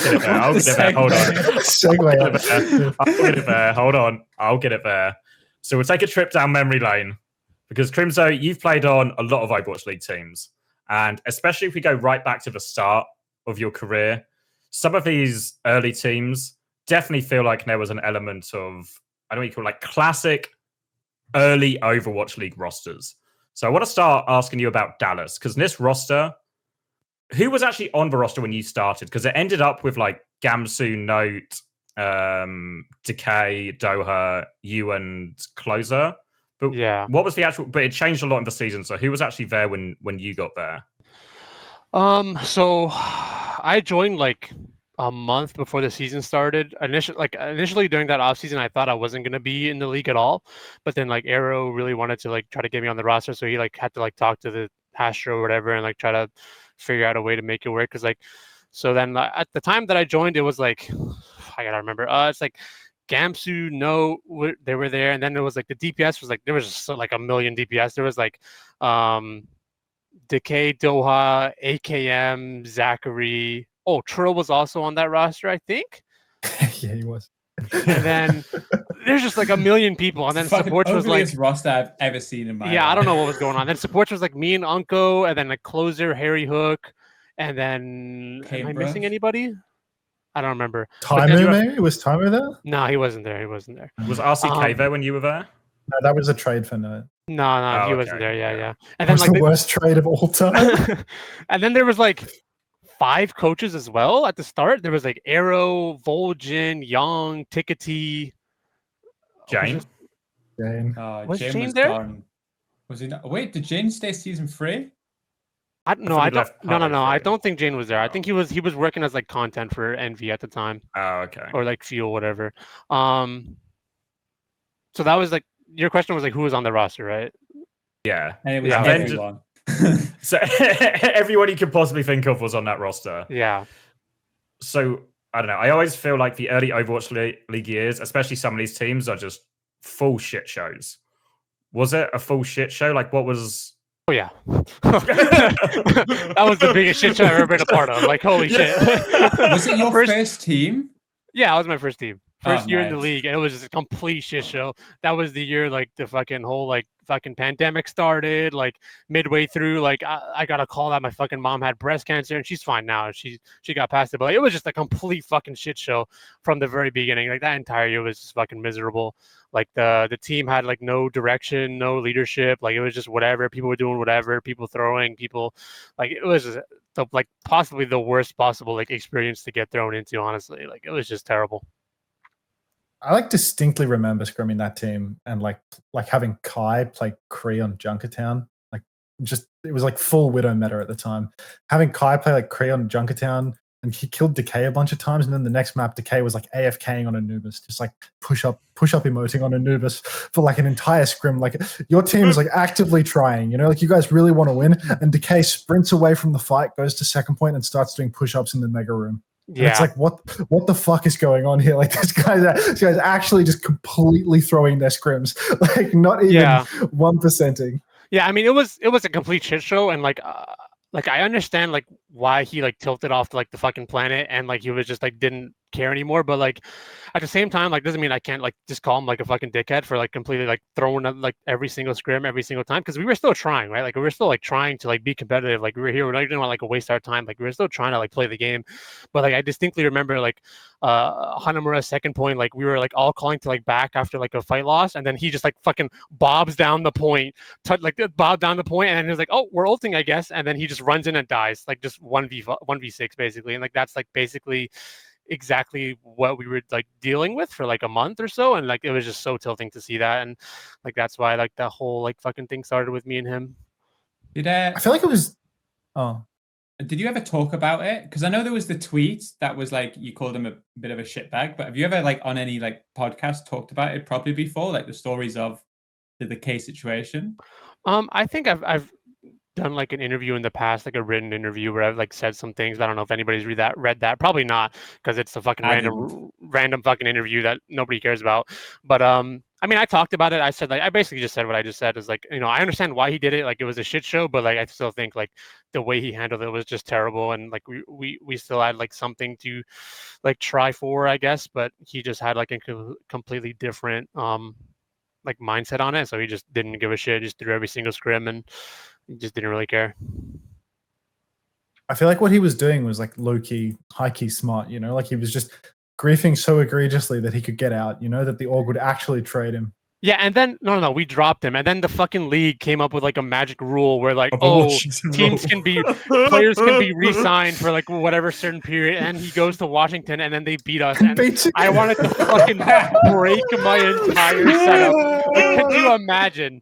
Could you actually imagine that? Like, holy fuck! Actually, fuck that guy. They knocked us out that year too. And then, I was like the Mickey Mouse, like Zarya Hog bullshit. I think it was. Yeah, it It was was. just, like, whatever, dude. Like, what a fucking joke. First year, by the way. It was fucking so We stupid. knocked them out. Don't worry, Welcome guys. to the league. We knocked them Thank you out. for your service. Yeah. Thank you for making sure that Decay couldn't go back to Korea as a competitor. And then when he does finally get to go back to Korea as a competitor, fucking 4 years later, he has to play with Teru the Terrorist on Lucio. So fuck you, Decay. Good. They can Everybody vote gets what they together. deserve. Everybody gets what they deserve at the end of the day, even if you would have been $1 million in between. Yeah. Okay, so Ben, I think we should set the scene because I actually myself don't really know like the inside lore of it. Did you join the team at the start of the season? I joined the Dallas team a month before the start. Okay, And then I was DK basically on the team from the start as well. Yeah, he was on the team from the start. So how long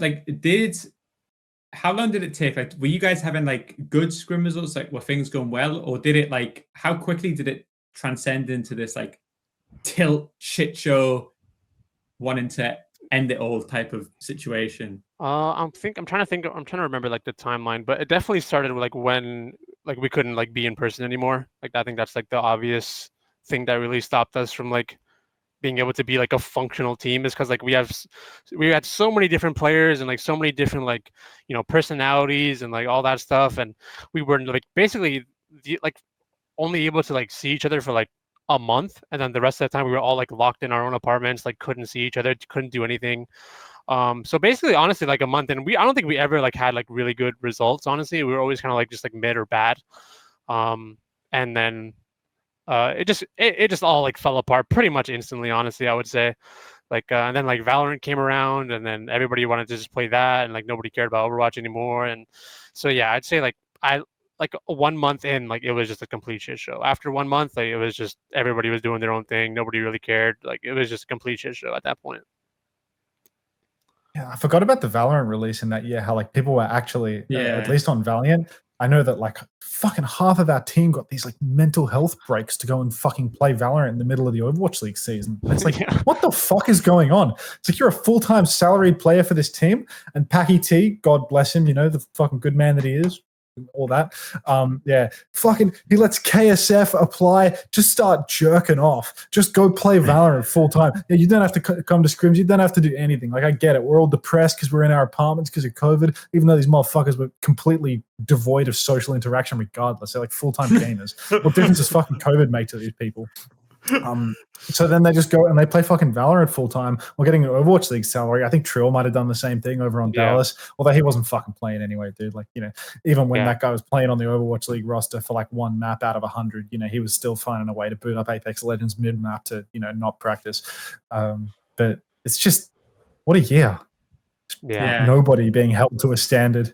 And that was also like when the contracts, like people couldn't be released. Like, oh yeah, that was why people could do that shit. Yeah. Actually, Yeah. That's completely right. And then- Because the contracts were a joke. Yeah, and then on top of all that, I didn't find this out till later, but apparently the same fucking contract fucking demons that just went and like AFK'd from Overwatch and played Valorant the entire year, they were like fucking trading our VODs because like they still had full access. They were just like sending their VODs to all their friends of our team, and like so like while they were on our roster, like just like cashing a paycheck and playing Valorant all day, they were also like sending VODs to their friends on the side. And so like just another angle to just completely get fucked over by, I guess. Like, why not? Who was it? Oh, I saw something about this on Twitter because like I saw like Trill or something getting accused of it, and Trill started messaging me like, why the fuck is Crimzo saying that I did this? I didn't do this. It's like you got to throw hands with Trill now. Like who are you pointing the finger at? Because like I distinctly remember Trill messaging me after the fact, being like, what the fuck is this about? What I heard was it was Unco and Zachary primarily. Okay, blame the French. Let's just cut Zachary out the equation. Blame the French guy. Nico, fucking Unco. Fucking honestly. And then at the end of the year as well, I remember Unco DMing me. He was like, dude, like nice try this year. You know that I would have been in there to like help play for you so you could like be with your like your person, so like you could attend to like your personal matters or some bullshit like that. But like fuck off, dude. Like you're just playing Valorant. You're not gonna play any Overwatch anymore. Why the fuck would you even say that? Like that actually pissed me off so much. He was like still trying to like be friendly afterwards. Like fuck off, dude. Yeah. Like I could see why if someone was because no offense, but presumably Unco was earning more salary than you at that stage of the yeah, career. he probably was definitely. So he's earning more money than you, not playing the game, actively sabotaging the leaking team. your VODs, and he messages at the end of the season, "Nice try, bud." That's there you go. That's what happened that year. It was just a fucking fantastic year. Definitely could win a lot that year. It's just awesome. Like whatever. That's funny, actually. Geez. Obviously not for you, but for us it was quite funny. Yeah, it's so hysterical. how many people were on that roster? Like 10 or 11? Player wise, it was like 10 or 11, and then like 4 members of staff, 5, I guess. Yeah. And then at some point, it was just like if you weren't in the starting 6, you could just not show up to scrims and just do your own thing. Yeah, there was just I mean, they couldn't do anything about it. Like the contract wise, they I mean, maybe they could have like found some like loophole to be able to like release them. But yeah, they didn't attend any scrims or VOD reviews, anything. They just fucked off, did their own thing. They still had full access to our Discord as well, for some reason. I don't know why. But yeah, they just did whatever they wanted, and yeah, this team was just like a fucking shell by the end of it. So then Decay was one of the players that did play. And so then I'm guessing from what it sounds like, there was a situation where because it was COVID, you didn't actually get to see anyone, right? Like you were just in your apartment. Yeah. So you would show up to scrims, Decay would come in, actively run it down, and then log off, and no one could talk to him for the next until tomorrow's scrims, where he came and did it again. Yeah, pretty much. What was the coaching like? Was Aero there at that point of the season? No, I think initially, like the whole reason, like part of the reason why it all kind of started was like the Koreans hated Aero. I think the Koreans just did not like the way that Aero did things, because Aero was like a very typical like dad coach, like just big brother, like, you know, not really doing too much, but like it's like, I don't know, just traditional dad coach stuff, I guess. And then the Koreans didn't like that, so then like there was a whole like drama, I think, of like Decay hates Aero, so then Decay is not going to try. Then Aero got released, and then at the same time, like Decay, like a little bit after, I think Decay got released, and then, or no, I'm mixing up the timeline. I think Aero got released, and then Young, who was the coach for Element Mystic the year before with Doha, he got promoted to head coach, and then Decay realized, oh, it's not just Aero, so he just kept inting. And then eventually he got released, and then we signed Onigod after that. But yeah, I think yeah, that's where like things kind of started. I think it was like Aero. Decay just didn't like Aero, I guess. That's where it started. But yeah. Did you see an upside to Aero at all? Like you say, typical dad coach, but I mean, like was he a good dad coach? I think he was. I mean, I think he was a really nice guy. Like, but in terms of like a difference between nice guy and good at the dad coaching thing. Yeah. I mean, I'd say like in terms of like understanding Overwatch, he was definitely very much lacking. I think honestly that even like the dad coach scale, he just didn't really do too much. I mean, there was like literally like 5 members of staff, so I don't know like how they did things, but it basically from the outside in, it looked like he didn't do anything. To be honest, like that's what it looked like. He seemed like a mega grifter, to be honest. Like he just seemed, from the outside, he seemed like one of those guys that didn't really have much of a clue, and like everyone knew that his team hated him. But he was just like one of those. Dallas was just like the most neppy T org ever, you know. Like there were so many people that were just there due to this like top down like horrific management decisions, keeping people that shouldn't have jobs there. It's like why did the team have like Jane and Aero on it? You know what I mean? It had these like, actual like full blown like Reddit coaches. Like Jane was the same, right? And Jane's coming back apparently. Like apparently, like, did you know like Jane? He was my ops number 1 when I first came into the league. My first ops was Jane. Here we go. He was the first one that I had my rivalry with. You're just like addicted to punching down, aren't you? Like you just can't pick on someone your own size. You got like Rush fucking down there. You. True. But yeah, like Jane, like that was always like that's one of the reasons I hated him, because he was so outspoken, and then everybody that you like spoke to said, yeah, like everybody on his team, like when they get coached by him, like actively like mutes themselves and doesn't listen to like a single thing, you know. But it felt like that like coaching staff was, I'm guessing, extremely well paid.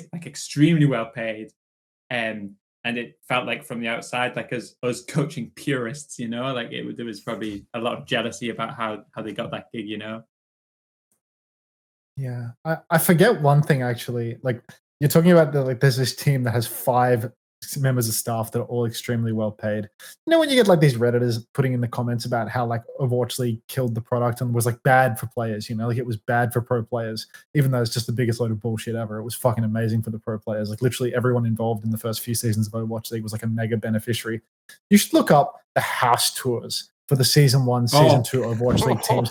Like, holy fuck, dude. I was watching Chopper's stream last night, and the guy has Nixel house tour, Philly house tour, Shock house tour. It's like these motherfuckers were living in mega mansions in Los Angeles. And then they're like, oh, and here's our second house because we have so many players that we need a second house. The Toronto team house is like this multi-story fucking mega mansion built into the side of a cliff face. It's like the rent must have been millions of dollars. Mate, genuine. Easily. You know, so in Fusion, right? So I got in season 2, so I got 1 year of the fucking mansion life. I didn't live in it, but I worked out of it, so I had to walk to work. It was obviously you had the second house? No, well, I had to buy my own apartment within walking distance of the mansion, which meant that my rent was outrageously fucking expensive for a studio apartment with no furniture or no. But that's a separate story. You know, that's my build-up story.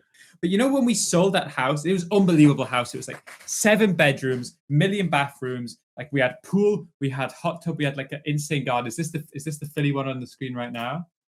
No, the Atlanta one. And it's like, and we had like a private chef and everything. Do you know when we were getting rid of it at the end? Do you know who went to buy our house? He came around the house and did a tour of it. Who? You know Ray Romano from Everybody Loves Raymond? Because he was buying it after we left out, you know? That's like the thing. It's only when you look at it now, it's like, look at this one here, dude. Like, this house is unbelievable. And it's actually like, they did everything for it. So well branded, decorated. everything like unreal. And like this was like the glory days, you know. I'll never get this again in my life, like the fact that we got to like live and work here. But it's funny, I was actually thinking this on my run today before we came. Do you think the Overwatch League could have like survived longer if these teams haven't been spending so uncomprehendibly frivolously? Like if they'd realized the actual market value of Overwatch was what we finished on in season 6, if they'd started on that, and we had all of the hype around it, could these teams have been profitable? Yes, for sure, right? Because didn't they already basically say, when I say they, I mean, you know, it's people like Richard Lewis and whatnot, basically say that like Bobby Kotick's selling this like incredibly unrealistic dream of what Overwatch League was going to be to all of his like traditional sports friend and all of like this cronyism and the initial like investment, with basically like people like Bobby Kotick and Nate Nanz are like hard scamming the initially investing orgs and giving them this super unrealistic expectation of what it was going to be. Basically just meant that like everyone felt so unbelievably let down and wasted so much money that it was like there was no reason to do anything but get out by the end. It ends up being a problem that creates itself, right? Because if you sign up for something and it costs £20 million or whichever their org spot did, the expectation then is like what the sales pitch was, right? This is going to be like a newer version of the NFL or the NBA. And it's like, well, a lot of these owners do own NFL and NBA teams or teams this size. And what do you do if a star NBA player or a star NFL player gets signed to your organization? You put them up in a massive mansion, a massive house, because it's big money. So if you're convinced it's a big money investment, well, let's get them the fucking mansion. Of course, they're going to be earning me millions of dollars. They can live in a mansion. Of course they can. Then with $1 million and don't come. Get out of the mansion, guys. You've just got Pine jerking off in the snack closet. Like, it's so fucked. Just a scam. We have a big table. No, you gotta like the audio on this video is so gold, dude. Like the Nixel one in particular, where I think is that Neko? Not Neko. He was the Nene. Is that Nene? I think so. Oh, that could be Meko actually. I can't even. No, Meko's got like, no, I think that's Nene. Yeah, I think because Nene has like insane English, but like just walking around the house, like we have a big table. And then the Vancouver Titans one is amazing because none of them speak English. So they just have Harsha, who was like the token fucker. Like he wasn't even a translator, you know? It's like he didn't even speak Korean, but he was just the token's English speaking guy. And Harsha's doing the house tour and he's the same shit. He's like, yeah, we have this really big table. It's a big table. It's just like all these fucking gamers, they didn't know what to do with the shit they had. I'm doing some market research right now in the area where our house was in Philly. To rent, there's a 6-bed, 7-bath house to rent in the area. It's 40 grand a month to rent this house, and ours was bigger than this for sure. So we were 100% paying at least, and we had 2 houses because we had one for our academy team around the corner. The academy. You had 2 houses? Yeah, we had this first one was meant to be big enough because we had Fusion had 12 players season 1, right? So this house had enough for 12 players and a manager. So I mean, it was. I'm sure it was like 7 or 8 bedrooms in this like unbelievable part of LA, and then this like 4-bedroom house for the academy team around the corner. So yeah, I think I reckon there was some cost cutting that could have been done with hindsight. I'm not. We could get Jake back on to let us know what he thinks, but I think that we could have done something better about this. Gross. I'm just thinking about like players' salaries and like housing, and like they have to spend like at least more than 5 million, maybe like 8 million at least, like minimum. Yeah. I mean, I think here the Fusion in season 2 was spending more money on rent for the houses than Spitfire did for any like the salary of the entire year. Like 1 month of like all of this shit was more than our monthly salary times 7. Like, this is some fucking crazy shit, really. But it was nice. I'm glad I got to live it for a little while. And it was terrible for the players. It was genuinely atrocious. All right. It's so much better now. Yeah, it's way better now. Finally out from that tyranny, having to live under that mansion. So then you escape the horrors of Dallas and get to go to Houston and join up. Were you there same time as our house tour expert Harsha as well? Was it Harsha and Junkbuck? Yeah, it was Harsha, Junkbuck, and then Jake joined later on. Oh, okay. And then was this, you already talked a little bit about Junkbuck. Was this then just massively better in terms of an Overwatch League experience then?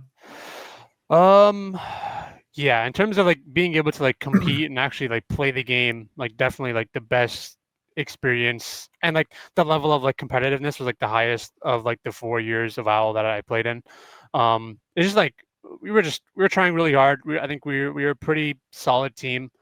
I think it was overall like a pretty good experience. The only thing like I really disliked about like that whole experience was like we lived the housing setup was really weird. We lived in like 2 different like mansions, and it was like split with like 4 players and 4 players, and then like there were like both the mansions were like 20-30 minutes away from each other, and then we were also like 30 minutes 40 minutes away from like the office, so we'd have to like commute in like a cramped ass car every single day, like back and forth like 30-40 minutes or whatever, and that was pretty annoying. And then also like we weren't able to like see our teammates that didn't live in the same house as us like ever, besides like at the office.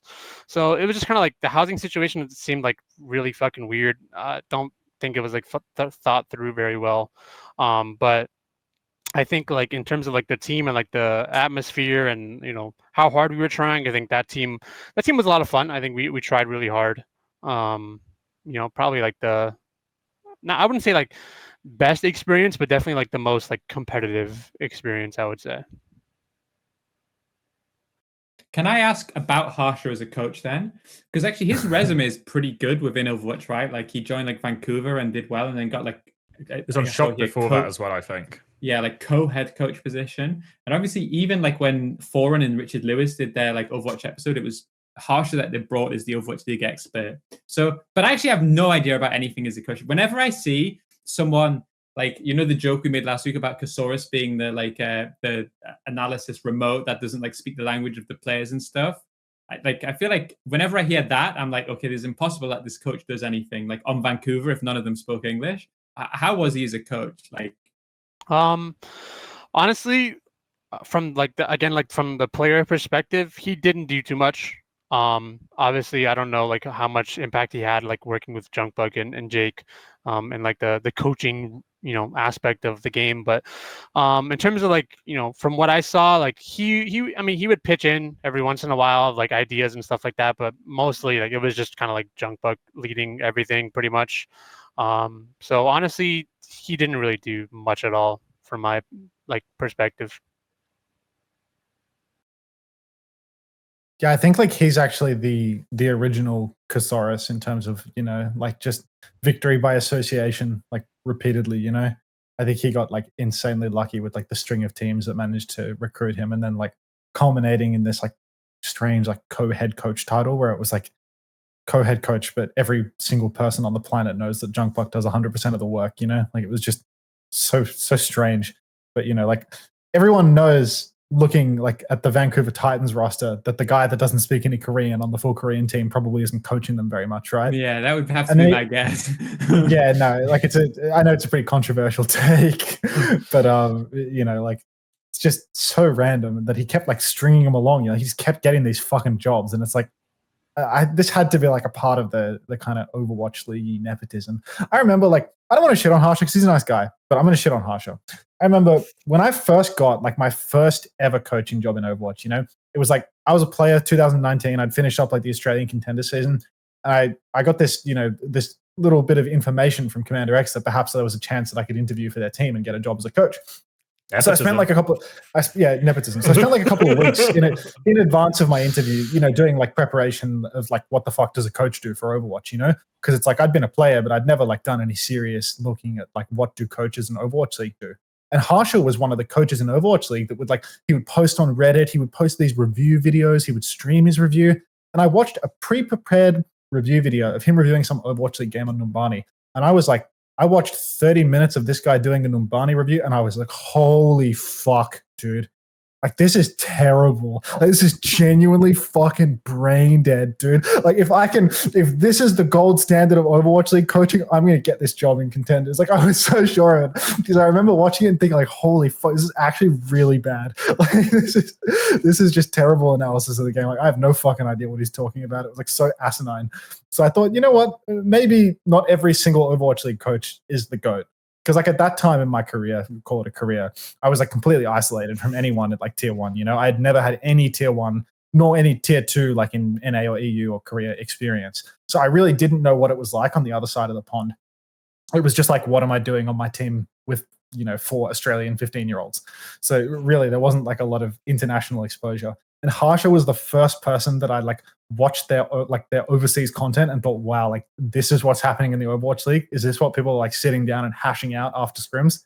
So I mean, big ups to Harsha for that one. You know, like you gave me hope that I could have a job.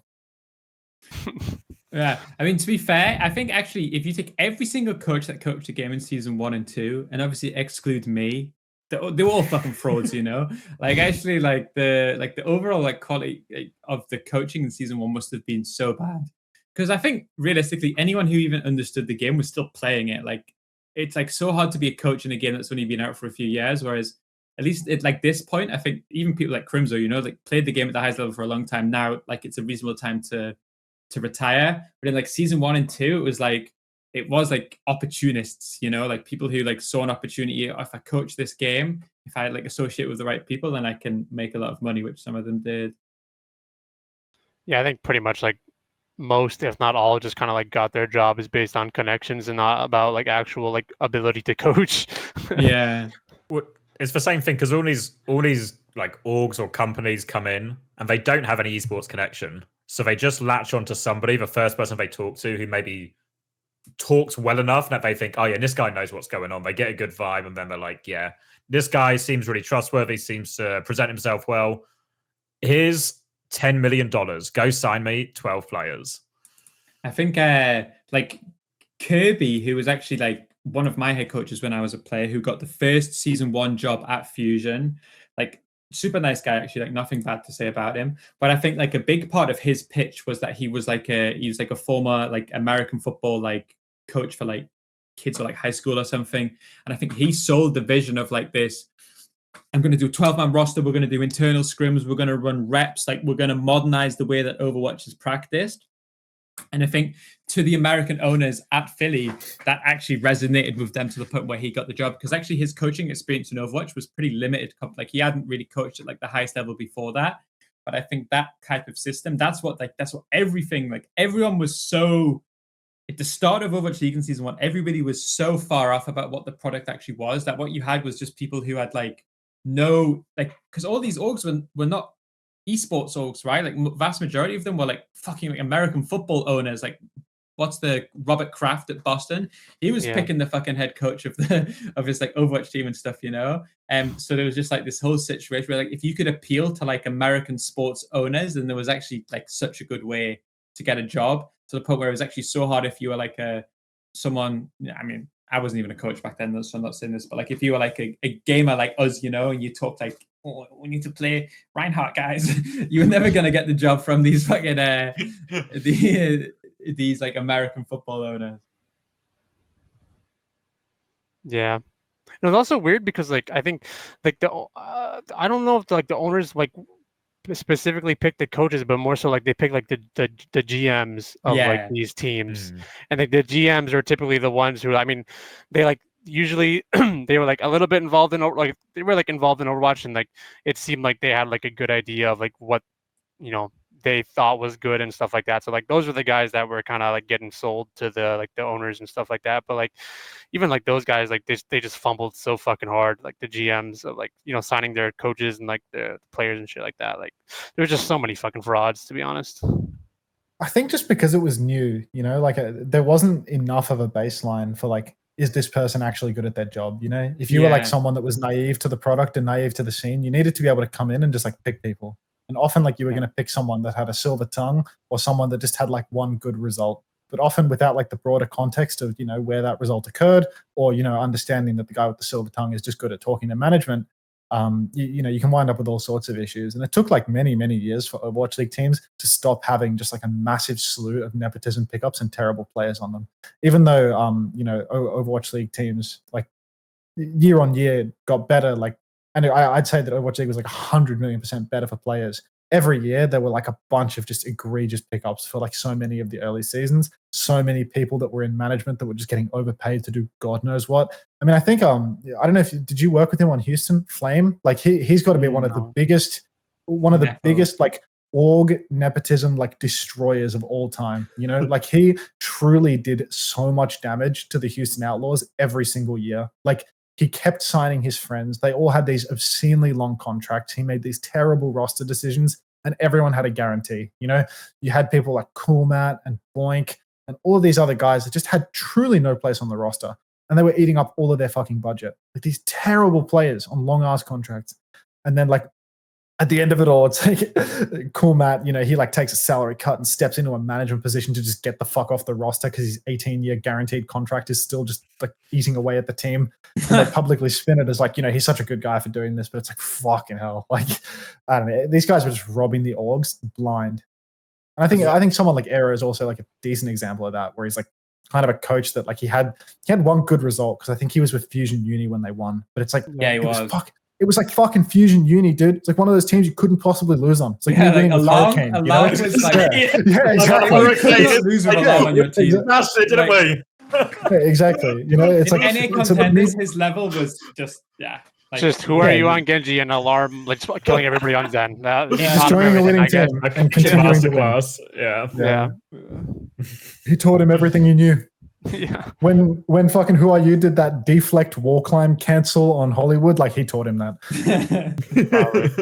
Yeah.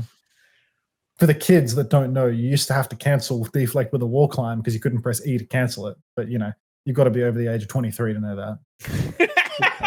If you're old enough to Novatech, you're too old to be good at Genji anymore, unfortunately. I don't know if that's true, actually. Go on, Chrissy. Did anyone in season 1 actually build a good roster? Like, I feel like the only one I think is New York, you know? Like, I actually feel like New York did a good job in season 1 with their, like, coach and player signings. I think Spitfire's idea was that... No, I'm not just saying this because I'm literally wearing the top.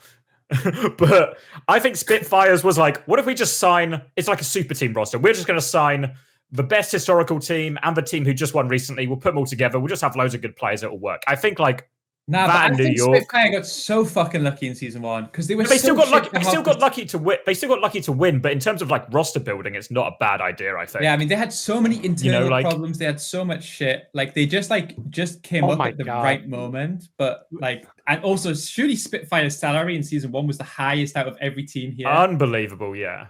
But also on paper, did they not have like a really stacked team based on the results at the time of like the recent Apex and stuff? Like this looks like a really good team. Spitfire did in season 1 was just throw money at it and then go through loads of internal issues, but then but clutch it bear out. in mind, Won all that these other chip, though, teams, like- all these other teams also threw money at it and ended up with their rosters. That's true.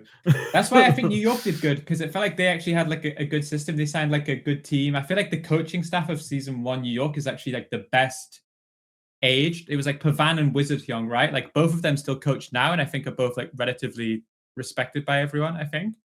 I think a lot of these coaches, maybe it's weird that a lot of the coaches actually on some of the teams that did worse are actually the coaches who are doing best now. Like this Shock roster didn't do good, but this was Krusty and Junkbuck and 9K as well, I think. And I think Valiant was Goomba and Moon. No. Was that not till season 2? Krusty started on Boston, right? That's where he went to Shock.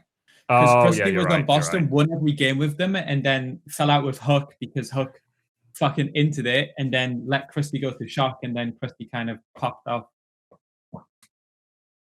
I have no idea about like 9K and Junkbuck. Look at how big these rosters were. Unbelievable, man. Jesus. And also, if this Liquipedia page had salary attached to these names, you would be fucking shocked. And you would actually all look at this and say, well, yeah, this is the least surprising news in history that Overwatch League died, you know? But there's just too many jobs, essentially, I feel like, you know? If you know what I mean? Like, there's, for the amount of players all these teams are signing. I mean, you spawned into the league in a lean time, you know, Xavier. Like by the time you were there, like all the meat had already been picked from the bones. Yeah, like there was nothing good. It's like I remember joining. 4, yeah. I joined Valiant, and they were paying me $50K US, and that was the worst you could possibly get. Like that was rock bottom, dude. To get a remote coaching job paying $50K was rock bottom. It's like you'd have to suck a dick to get a $50K remote coaching job in season 6, you know? Like that's how it too. Yeah, no, you'd have to be good at sucking dick and coaching. Like it's crazy, dude. You'd be coming into your first day at work with lockjaw because you had to work so hard to get the job. Like it was a real fucking challenge. But I just had to be Australian to get Gunga's job on Valiant. Fuck. Unbelievable, man. You have to miss it. I do. When you mentioned that Philly house, I'd forgotten about it, but fucking hell, man. How did I live that? How did I live in that with a private chef cooking his food every day? Fucking hell. I really wish I'd gotten into the Overwatch League a couple of years earlier. The glory I know I would have done some dumb shit in those early seasons, dude. It's like the idea of like Decay like shoulder checking people behind the stage and stuff like that is so my jam. You know what I mean? Like just fucking with people behind the stage, and like you've got these like crappy little practice setups where you're like all side by side and you can watch them warming up and stuff. Like I just know I would have been a fucking moron every single match day. Oh, what a loss. Especially, I feel like, what was it? Was it the season 5 playoffs where we were there for like a week ahead of the games or something? So all the teams had their own practice rooms, and it was like, it's actually just such a fucking good time being in the same building as all the other teams, just seeing people, talking to them every day. And I was like, that was actually just season 1 and 2 of Overwatch League. Just everyone's just there all the time, just for a year, just hanging out, getting paid 6-figure salaries, just to fuck about. That was good. It was like you'd walk out of the practice area and you'd walk up to the Atlanta guys and be like, "You get fucked in practice?" And they'd be like, "Yep." And they're like, "Same here, same here." You see that guy from the Spark with the massive Balenciaga trench coat? I don't know. It's just a good time, you know. Like you could just enjoy your day at the office a lot more. Also, in like season 1 and 2, players were so bad with their money, right? Like unbelievably bad with their money. I mean, even me, I was like barely earning anything once you like deducted the costs of that studio apartment in fucking the rich part of LA. But even then, I was like spending it fucking all, like going out and like living all of this. But some of the players, man, like fucking hell, like the thousands on gacha games. Everyone I knew had at least like a Balenciaga or Gucci like shoes and a jacket, right? Like everyone was at least wearing $5K on them at all times in the Overwatch League. It was like a necessary requirement to get in. I remember the 2019 World Cup, which was like my first experience. I got into Team UK, I passed the trial, I joined Chris and Hayes in the coaching team, and obviously all the players I think are Overwatch League players except maybe like Kai at the time isn't there yet. And I just remember, because I'm coming from just working a normal job at an office with an okay salary, and then I turn up, to these guys, and everyone is like, should we go to casino? Yeah. How much are you getting out? Oh, a little bit, maybe. Oh, you're getting out $1,000? I'm not going to be getting out of $1,000. I'm not doing that. Oh, you lost $1,000? You're going to get another $1,000 out?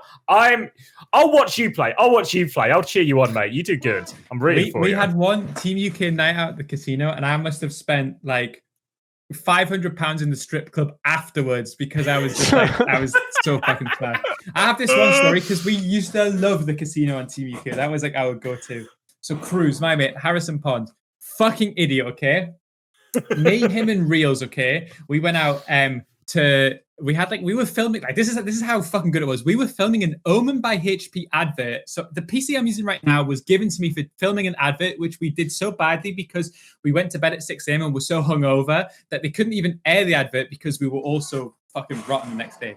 But we were playing blackjack, okay? And Cruz started with like £200 and he was up so much. He was up like $1,000. He was doing so well. And we kept saying to him, Cruz, we're going to go now. You want to go? He said, yeah, okay, let me finish. And instead of cashing out, what Cruz kept doing was just putting it all on, not red, like fucking all-inning, winning, doubling up, and I'm saying, okay, let's go. No, I'll go again. And what he did was he went $1,000, all in, won. Went $2,000, all in, won. $4,000, all in, won.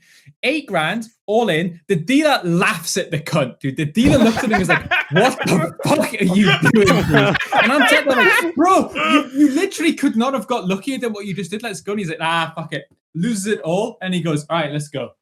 And I'm like, oh my fucking God. Like, what the fuck are you doing, dude? I remember you telling that story as well, and Cruz was there in 2019 as well. I was like, well, why did you do it? It was like, I just couldn't be bothered to go take my chips back to the thing. I was like, you literally, you so can't be bothered to take your chips back to the thing that $8,000, not interested. I'm not going to walk over there for $8,000. Let's just go. Fucking unbelievable, dude. I still remember the dealer's face to this day of him looking at him like, bro, it's like 5 a.m. and you're actively just griefing. Like this is the decay of scrims, you know, in the casino. Like actively like running it down as much as we can. But you know, that's how it goes. The glory years. So we've taken a pretty thorough trip down memory lane so far, and you experienced a lot of adversity on your way, Crimzo. But then you weren't done with adversity. So you thought, maybe a bigger test is, I've heard what this lorry guy is cooking on Boston. Maybe I need me some of that. So how did you end up with Boston? And did you know what you were getting yourself in for? I didn't know, but I'll talk about like how it kind of like started, like right after I found out that I wasn't going to go back to Outlaws. Basically, right after I found out I wasn't going to go out to Outlaws, like I basically like almost instantly got the DM from Huck, who had even like messaged me like the year before as well when I joined Houston, like, and he like really wanted me to get it. He really wanted me to get on his roster and like work with me and shit like that. But like before I just wasn't interested because I had a better opportunity. But after I got let go from Houston, I kind of like, honestly, I looked around at the league and I was thinking like, who's gonna like change out their flex support and like where can I get like basically where can I get a job, you know, or where can I get like playtime and stuff like that. And I probably could have joined like a much better team at like a backup like position, or like, you know, competing for playtime but not really guaranteed type deal probably. But honestly, throughout my whole like career, I really emphasized like playtime and money, to be honest. Like I didn't but those are the two things that I like kind of like emphasize the most. I didn't really care about like being on a really good team, but like just being on the bench forever and just not playing for like low salary. That seemed like fucking stupid to me. So I always, you know, prioritize those things. And then so Boston contacted me. I looked around the league and I thought like, you know, there's a new wave of like, you know, flex sport players that are coming up, and I'm like, maybe I'm like my stock is going down, so I have to kind of like, you know, judge what opportunities I have out there. So honestly, I looked around, it wasn't much. Like I didn't think it was much. Like, you know, Florida was retooling that year, but I wasn't really like interested at the time to like go through like a full like rebuild again, because I had just done that with Houston pretty much. And like I really wanted to like be on a team where I could like hopefully like, the first year be kind of like maybe like shitty, but then like the second year, like, be able to like kind of like retool and hopefully like do something. But I wasn't ever able to like do that. I was always like flip-flopping every single year to like a different team. So I was almost always like on like a completely newly built team, never like a fleshed out team that like, you can like find the weaknesses and like get rid of them or anything like that. Or like problems, I guess. So Boston contacted me. They had a pretty sweet deal, honestly. Like, they offered me like way more money than I would have gotten anywhere else for sure. I was gonna get like pretty much like most, if not all, like play time. Housing situation was good. The only question was obviously like the roster, right? Like, what quality like is the players, like what's going on with the coaches and stuff like that. So I remember I actually messaged Punk before I had joined, or maybe it was shortly after I joined. And I was like, bro, I'm thinking about joining. Like, what can you tell me about the previous year? And obviously, like, he's still contracted on the team. Like, he can't. I realize this now, but like, he couldn't like tell me like the actual like what the fuck's going on. I should have went to somebody that's like no longer on the roster, so then they can tell me like everything that's going on. But like, he was still on the roster, so he was kind of like, I think he was like hesitant to tell me everything. But like, he did indicate that it was like not great, obviously. And that might have been like a big understatement. But going in, it was definitely sus. Like, going in, I was very sus of the roster. Like, they told me that they were keeping like Punk, they were keeping Faith, and then they were probably going to keep Valentine. I really wanted to like play with Punk and Faith at the time. I thought they were like pretty good, and then they said they were going to cut away the rest of the roster, which was fine by me because like I thought the rest of the roster was pretty shit anyway. And then Valentine, I guess, was like a question mark. He was kind of like supposed to be really good coming out of contenders, obviously, but then he didn't really like. Turned out he was 4,200. He turned out he was just not very good at all, and he was kind of just like a full 100% like nepotism like signing. So yeah, I mean, going in like roster wise from the players, like I thought it was fine. Like, playing with Punk and Faith like looked promising for me. But then obviously the coaching staff, Laurie was obviously ended up becoming like the big problem. Where, going in, like, he was just this guy who he just had no fucking clue how to like manage players.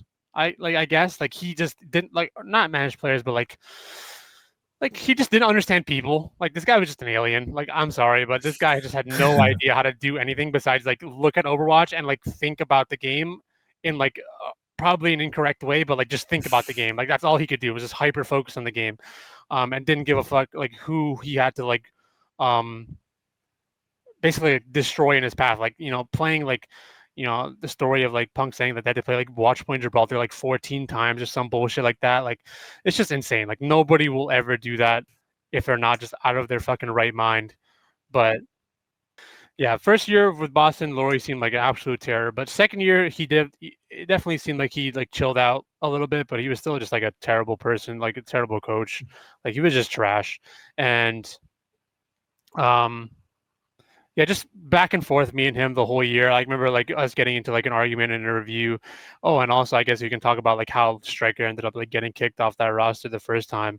Was like basically I remember it so well. It was like we went into a scrim, I think it was against Florida, and they had just completely shit on us like 6-0 or something like that. And Striker was like, I mean, obviously everybody knows about Striker. He's very fucking passionate player. Like, he's got a very strong personality. So like, he was trying really hard at the beginning of the scrim, and then like as the scrim gone on and we kept like losing, he started like trying less and less, talking less and less, like just kind of like, I guess, like normal shit, like nothing too crazy. He was just kind of like disappointed at our like performance. And then we went to like the review, and then I remember Laurie was talking to him, and he was like, oh, if you don't want to talk, then just like let me know and we'll just take you out, and like you don't have to play if you don't want to try or whatever like that. But I think Striker took that as him like blaming Striker for us like losing the scrim. And so they just like kept going back and forth. And then eventually, like after like literally like 15, 20 minutes going back and forth, like all the rest of the players were kind of like excused, and then they kept going. And I don't know what kind of like went on from there. But I think that's like the whole like situation of like why Striker got let go from like initially, like from my understanding. And that was just like a huge fucking mistake, to be honest, because I mean, Striker, he has tons of problems, and like he's not the easiest person to work with, but like he was like probably one of our best players, like by far, and like had like the most experience, and he was very passionate about the game. Like he wanted to try really hard, even if it was kind of like in a destructive manner. So then Striker goes, and then like Laurie just continues with this bullshit, doesn't really know what he's doing, and then we get to like the stage 4 meta where it was like the Queen Brig Lucio meta, and then he signs like Mag, and then that's when like the whole kind of like segregation started, where all the white boys got put into like a oh, by the way, just like to clarify, like the way that our practice room was set up was like it was basically like a 1-bedroom apartment, and like the living room and like the dining room were converted into like, you know, PC spaces. So basically what happened was during that Junker Queen Brig meta, all the white boys just got benched and shoved into like that back bedroom, and then they had like the rest of the apartment to themselves, and they just kind of like did their own thing. And then me, Punk, Seeker, and Askoff, we created our own little like bench team with the was it your guys's? Yeah with the who was it? It was Shax and Khan, I remember. And then with that Pug team, we scrimmed the Boston main team, and we fucking beat them with like 0 practice, and it was so fucking funny. And so they just kept shitting the bed, and then eventually, like with 1 week to go in the playoffs, so we realized that like we might not make the play-ins if we keep losing. So then I had a meeting with Mineral and the manager, our manager James. Shout out James, fucking love that guy. But I basically was like, I'm like ready to quit if we don't get rid of this Laurie guy. Like this Laurie guy is literally destroying our team. I've been saying it the entire year. Like I'm done. I don't want to play with this guy anymore. I don't want to like work with him anymore. Like I'm done. And like I had been saying it the whole year as well. But after that meeting, like maybe like a couple hours after, like it was like announced that like Laurie was just gone, and then Askoff was gonna take over. So then it was kind of like the team got revived, and the white boys ended up taking over, and then we won the most important match of the season, probably against Vancouver, who was like right behind us for the last play-in spot with like a week of practice. And then I mean we went into the playoffs, and then right before the play-ins, and then right before the play-ins, during the entire time that we had like cut Laurie and Askoff took over, Valentine, the little fucking bitch boy that he was, he just like was just throwing every scrim, fucking Decay 2.0. Like this guy just would run into the backline tracer, triple blink in, die, and he'd be like, "Oh, sorry." Like every single time, and we would tell him, "Don't do that. Just don't do that. Just fucking play with the team. Like just chill. Don't do that." And he kept doing it. And then at some point, Askoff like talked to him, and he was like, "Listen, stop being a fucking dickhead and play with the team, or just like you're just gone, or just like leave the team and be out of it." And so he just chose, instead of like just playing the game normally for like an extra like week or two in the most important part of the year, he just quit. He just said, "I'm not going to be here anymore. I'll just quit." And then at the same time, like the play-in meta was like a Genji meta, and that was like he's supposed to be his like best hero, and so we ended up having to put like Victoria on Genji, who was like a hit scan player, and so we just got fucked again, by some like just fucking dickhead fucking Korean boy. I don't know what to say. Like sounds like the story of your life at this stage. No, yeah, like what am I supposed to do, dude? Like it's so fucking stupid. This is insane. You're just living Groundhog Day with your career. It's interesting because like when Punk came on, he described, you know, the whole Laurie getting usurped as like very much a French Revolution, you know, like Askoff, he got in on the ground roots and he took over. But you know what I'm hearing here, it's more of a French Canadian Revolution, because I mean it's like you just like went and had a meeting with the boss and then he died, you know, like you took him out, perhaps personally even. Yeah, I'd already have like the note of exactly what I said to the managers, like in my phone. Like I remember going into that meeting, I'm like, I literally told them like, let's talk. I have something to say, and then I talked to them, and then literally that same night, like they got completely cut, like or like Laurie got completely cut from the team. So thank you for your service. Yeah, one less Korean in the league, baby. Fucking. I tried. I basically had like. I mean, it wasn't like just like a random one-time thing. Like the entire year, I was like, I said, like, I hate this guy. This guy sucks. Like, get him out of here. It's funny because apparently at some point that year we had the opportunity to get like Decay or some shit as like head coach as well. And then Laurie wanted to like put himself down to like assistant coach. So I don't know, but yeah, just I bet that would have been a whole other story in itself. I'm sure. For sure, it would have been. But yeah, that was the Boston experience. Just fucking dog shit. another dog shit year with like a bunch of random shit going on everywhere, a bunch of like mismanaged things, and yeah, just pretty dog shit. So I got paid a lot though. That's pretty cool. Cheers to that. We love money. Do you feel like then, because you talked a bit earlier about, you know, never really getting to like join a team, then being there for a second season and get the refinement or the improvement or the like benefit of playing for 2 years. Do you feel you actually kind of got that then when you got to Vancouver and you got to play with the same core again? Honestly, I didn't really think too much about that. I guess it is true that like, you know, they are pretty much like the same core players from Boston. But yeah, I mean, going into Vancouver, it was so nice. Like the environment itself was like super chill. We just went in, you know, we all thought it was like the end of the last year of OWL, which it was. And like we thought it was like, you know, it's over. Let's just enjoy kind of like the moment, living in like downtown Vancouver in some like skyscraper that's like attached to like the arena where like the hockey team plays, because the hockey team owners also own the Titans. So it was just super nice. Like we were just chill. We got along, I think, super well in terms of like, you know, player to player. And then I mean Vancouver was definitely like the best experience I had out of like 4 years of OWL, and it's not even close. Just like overall like competitiveness, like environment, and just everything in general was just super chill, super nice. I do wish that like, besides that, maybe I mean, it wouldn't be a year for me without some fucking stupid controversy where someone's just an absolute fucking idiot and just lies to the entire team the entire time and does some absolutely stupid shit to get his entire career ruined and the team fucked over, because that's just like this seems to happen every year for me. But you know, we ended up getting Heesang, who didn't speak any English. We just let him run around, have fun, which is basically what we were all doing like together. Anyway. So, yeah. So I mean, yeah, it was pretty chill, honestly. Had a lot of fun that year. It felt like a much needed kind of like rest. Not rest, but like, you know, just more relaxed and just, you know, go with the flow, have fun, play the game, and do some good shit, I guess. Do you think more teams, by the time we got to like season 5, season 6, more teams had got to that point? Yeah, I would say so. Yeah, I would say so as well. I think honestly most teams probably figured that it would like the league is coming to an end. Like it's kind of obvious. Like the writing was on the wall.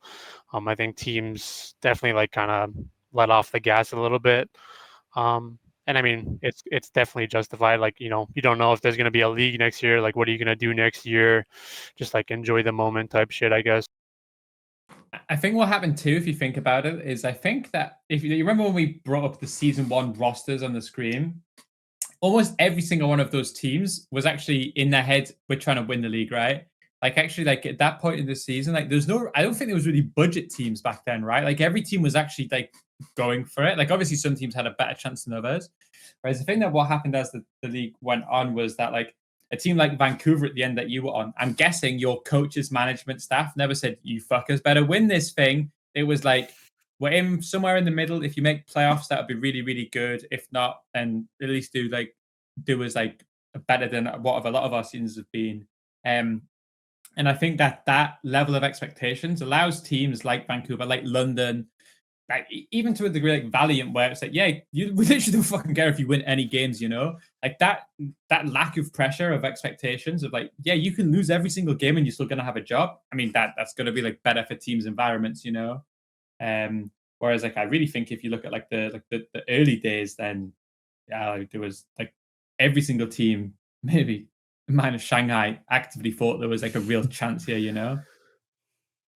Yeah, I think by the end it was like maybe like 4 or 5 teams that like knew they had like a really good chance, and the rest are kind of just like in the middle. I think maybe they were still like trying really hard, obviously, but like we're kind of like, you know, if we lose then whatever. But then there was a couple of teams at the bottom where just didn't give a shit, obviously, didn't have any support or anything like that. So I think like that top 4 was so elite. Like as soon as you realize that you weren't in it, it was like really easy to lose hope of like you're going to win. But if you came into the season like with an unrealistic expectation, it was like already kind of chalked, to be honest. Yeah, you needed to have the expectations set pretty early. So like a lot of the teams, like, you know, your Londons and your Vancouvers and stuff, like the the acknowledgement from the onset, basically, that it's like this team is formed and we know we're not going to win the Overwatch League. You know, like that. That's probably really good for people's mentals. But if you come in with like the weight of expectation that you actually like, if you don't come first in every single tournament, like you're a fucking failure. Like the stress levels are going to mount a lot faster, I think. Well, especially with the money spent in those early seasons as well, right? Like if you're investing these millions and you built a 12-man roster, you bought them a mansion, of course you're hoping to win, right? Like why else are you pouring that money in? So everyone's got that pressure. I think it probably came a lot more regionally as well. Like you look at maybe like some of the original teams, even like Florida, like top European teams, top North American teams, top Korean teams, all sort of like assembled into those season 1 rosters. And then very quickly, some of the Europeans found out it wasn't going to be for them, and same with the North Americans that year. Yeah. All right. Then I think we've covered a decent amount of Overwatch League history, unless there's any other Koreans that have wronged you in your past. Now, anyone you want to call out? Trying to think. I think Valentine's like the only one that didn't like actually get to call out properly, and I should have called him out. He's a little bitch boy. You, Valentine. Fuck you, Valentine. Yeah, fuck you, Valentine. Dickhead. Thank you. Any other Koreans? No, I don't think so, to be honest. I think everybody else has been fine. I want to shout out, like, I think one person I want to shout out is like Doha, because when I was on Fuel with Doha, like Doha tried really fucking hard, and I really always respected him. He never gave up. He kept trying always. Like he was never really like a super incredible player or anything like that, but he was still like pretty good, and he tried really hard and never like gave up. And definitely big shout out to them for like not just fucking throwing in the towel, especially like when his best friend was Decay, and he saw like they hung out all the time, and he saw like Decay like completely throwing all the time. Like he still like kept trying and never gave up. So definitely big shout out to fucking Doha. That's it though. All right. All right. Are we ready for a quiz then? Do a quiz. Oh. All right. Okay. So we've established that the Dallas Fuel roster in season 3 was a fucking shit show. But what I'm going to ask the gentleman in the call today is, can you name every player that played for Dallas in season 1 and 2? Because fun fact, these were also fucking shit shows. And it's unbelievable how many players are on this list. Like both season 1 and season 2 had like over 12 players, which is interesting because you're only allowed to 12 roster. So I'm asking for anyone that played, obviously people that got cut or joined mid-season, that counts. If we get them all, we can maybe do the coaches. But I actually think there's a few people on this list where we maybe won't get them. So it's actually should be okay. I have about like 25 in total, something like that. Sounds right. Yeah, it's actually quite incredible. I think some of them, to be fair, some of them played season 1 and 2, so it's probably the numbers like slightly less than that. As always, guest goes first, so pick a player, any player. Are we just gonna like go like player at a time? Just one just guess pick, at a time. Yeah, just one guess. Just pick a player that you think played for Dallas season 1 or 2. If you get it right, there's a point. Don't tell me you don't watch the quizzes, Crimzo. He doesn't. The nerve. Not really, to be honest. But Fuck. I'll do Coco. Who? Fuck, Coco? that was a sleeper pick. That was good. I wouldn't have got that in a million years. I would have got that one. TF2 legend. Shout out. Yeah. Okay. Got it. Is it me? Yeah, you go. I feel like you've let me go next. Okay, now you've gone Coco, so I'll pick up like another random bum. I'll go Chips Agent. Good shout. Let's start Mr. Box Packer. I'm gonna stick with TF2 and go Taimu as well. Yep, of course, absolute legend. Timothy. Mickey. Yes, of course. Yep, no, the Jack in the Box goat. All right, maybe I'll go for my goat, Harry Hook. Yeah. Another TF2 legend. Are we allowed to comment on him or not? Is he not like? He's a no commenter? He's a no commenter. Whether no comment. That guy was genuinely insane. I'm going to comment. That guy was genuinely fucking nuts. It's like that guy was out of this world. It's like he had the cushiest contract in the universe, and he says some brain dead sexist shit, like some insanely brain dead sexist shit.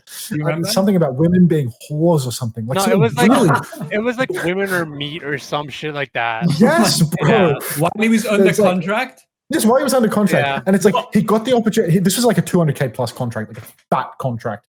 And he got the opportunity to apologize and move on. And you know what he did? He said, fuck it. I'm doubling down. Women are meat. And they were like, okay, you're fired. Like, you actually, like, you're the first person in Overwatch League history to get a guaranteed contract cut because you get the fuck out. Actually insane. Like, what spurred him on? Like, what was the incident that he was responding to? I mean, it must have been, it has to have been a breakup or something, right? Like that. It was something like that. I think it was like Tinder. Probably girlfriend probably cheated on him or something, you know? It was just like the most insane shit ever. Like, that guy is never going to earn that money in a trillion years. Yeah. And he decided to stand on the business of being really sexist in public. Like, that's what he had to die on. Like, that's the hill. I see him when I'm doing my Metafy coaching. I see he's on there too, you know? So he's really... Oh, God. He'll teach you how to be the best soldier in the world, bro. Fucking stop and listen. All right, so my next year... I think me. Yeah, okay. Seagull. Of course. Legend. Season 1 and 2, right? Yeah. Okay, RCK. Who? It's hit after hit. He said RCK. XQC. Rick. I call him Rick. Rick. Yeah. Max? XQC. Of course, absolute. Well, actual legend. Probably no comment too, I'm guessing. No comment. Probably also no comment when I think about it. Unco. Yeah, of course. Also a legend. Costa. Yes. Yeah. Oh, nice. Good Sneaky shout. one. Okay, that would then, have been a good tiebreaker one, but that's good. Rascal. Yeah. Okay. We're doing well so far. No misses. Am I struggling now? Yeah. Wait, effect. Yeah. Good shout. Taimu? Already said. Already been there. Oh, You can guess shit. again. Oh,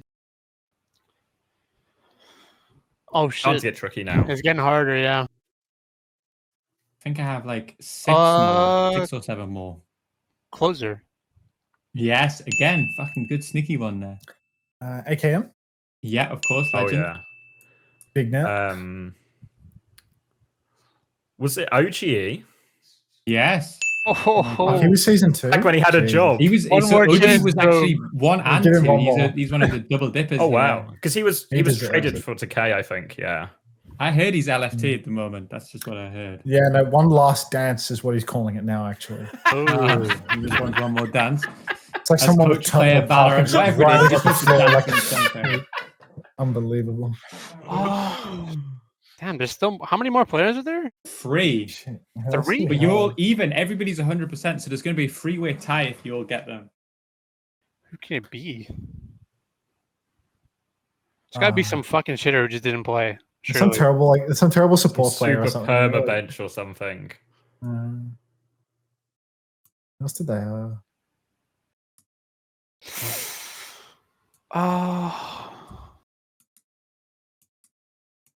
I'm blanking so hard. You've mentioned 2 of them in the podcast. Really? Haven't been said? Yeah. Oh wow. Jeez. Don't know if that makes it harder now. My Yeah, now I'm trying to run back the script of the podcast.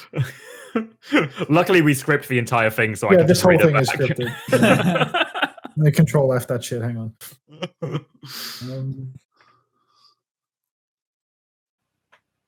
We're on fuel. If I say it, it'll. Oh, I got one. Okay. Can I go, or does he? No, I'm blanked. You can go, I guess. It's Note, right? Yeah, he's one of them. 2 more to go. Both the other 2 have been mentioned. I think they were actually quiz on. Oh, I think I might have another. Wait, no, that's Kappa. That was Kappa. Was it Kappa? I think I'm going to be wrong. No, was there season 2? According to this website that I use for my stats, normally the quizzes are wrong. That's important to right. It's a factor in. They're not always accurate. In fact, rarely. But is it? Oh wait. I want to. Can I go again, or is it on the tip?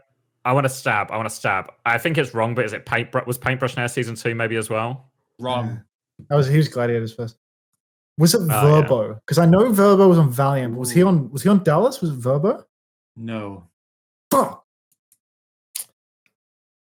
Both of my remaining answers, I think, played in season 3 as well. Was it Gamsu? No.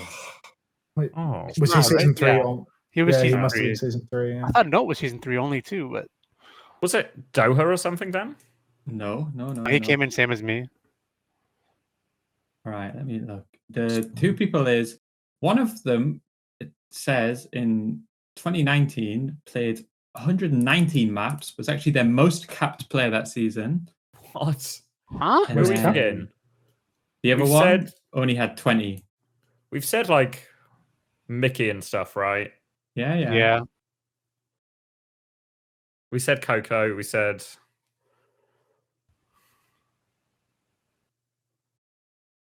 Both of them have been accused in one way or the other of leaking your Trill and VOD. Zachary. Yeah. oh yeah. Yeah. Oh, Trill- Oh yeah. Zachary Two-way. played more games Were than they anybody two-way? that season. Trill Yeah, was they were two- two-way, they were I'm two pretty ways. sure. Trill would have been. I mean, Trill yeah. Trill only played 20 maps and he lost 17 of them. Trill was so good at losing, bro. It was fucked. And Drew won as well. But Zachary played 120 maps or 119 maps Oh, that wow. season. So I think in the end, Unter smashes it. Oh, that felt good. Nice. Thanks, Quizmaster. Of course. All right. All right. Client of the week then. So there's one obvious candidate who's actually got a pretty strong application. Has to be Jake, right? Has to be Yeah. Jake for losing his Oh, million Discord and percent, Twitter. bro. It's like such a strong application. But he's got his account back now. Good for him. I want to do another one. I want to give it to Custer because Custer clicked Jake's link, which I think might be more cliented given everybody knew. And I feel like Jake is never gonna. I feel like it's almost worse to fall for the Jake fish because to be fair, we don't know what Jake. It could have been a hacker. Different scam. It could have been a more believable one. So I think maybe Custer falling for Jake's scam was slightly more clienty than Jake falling for the original scam.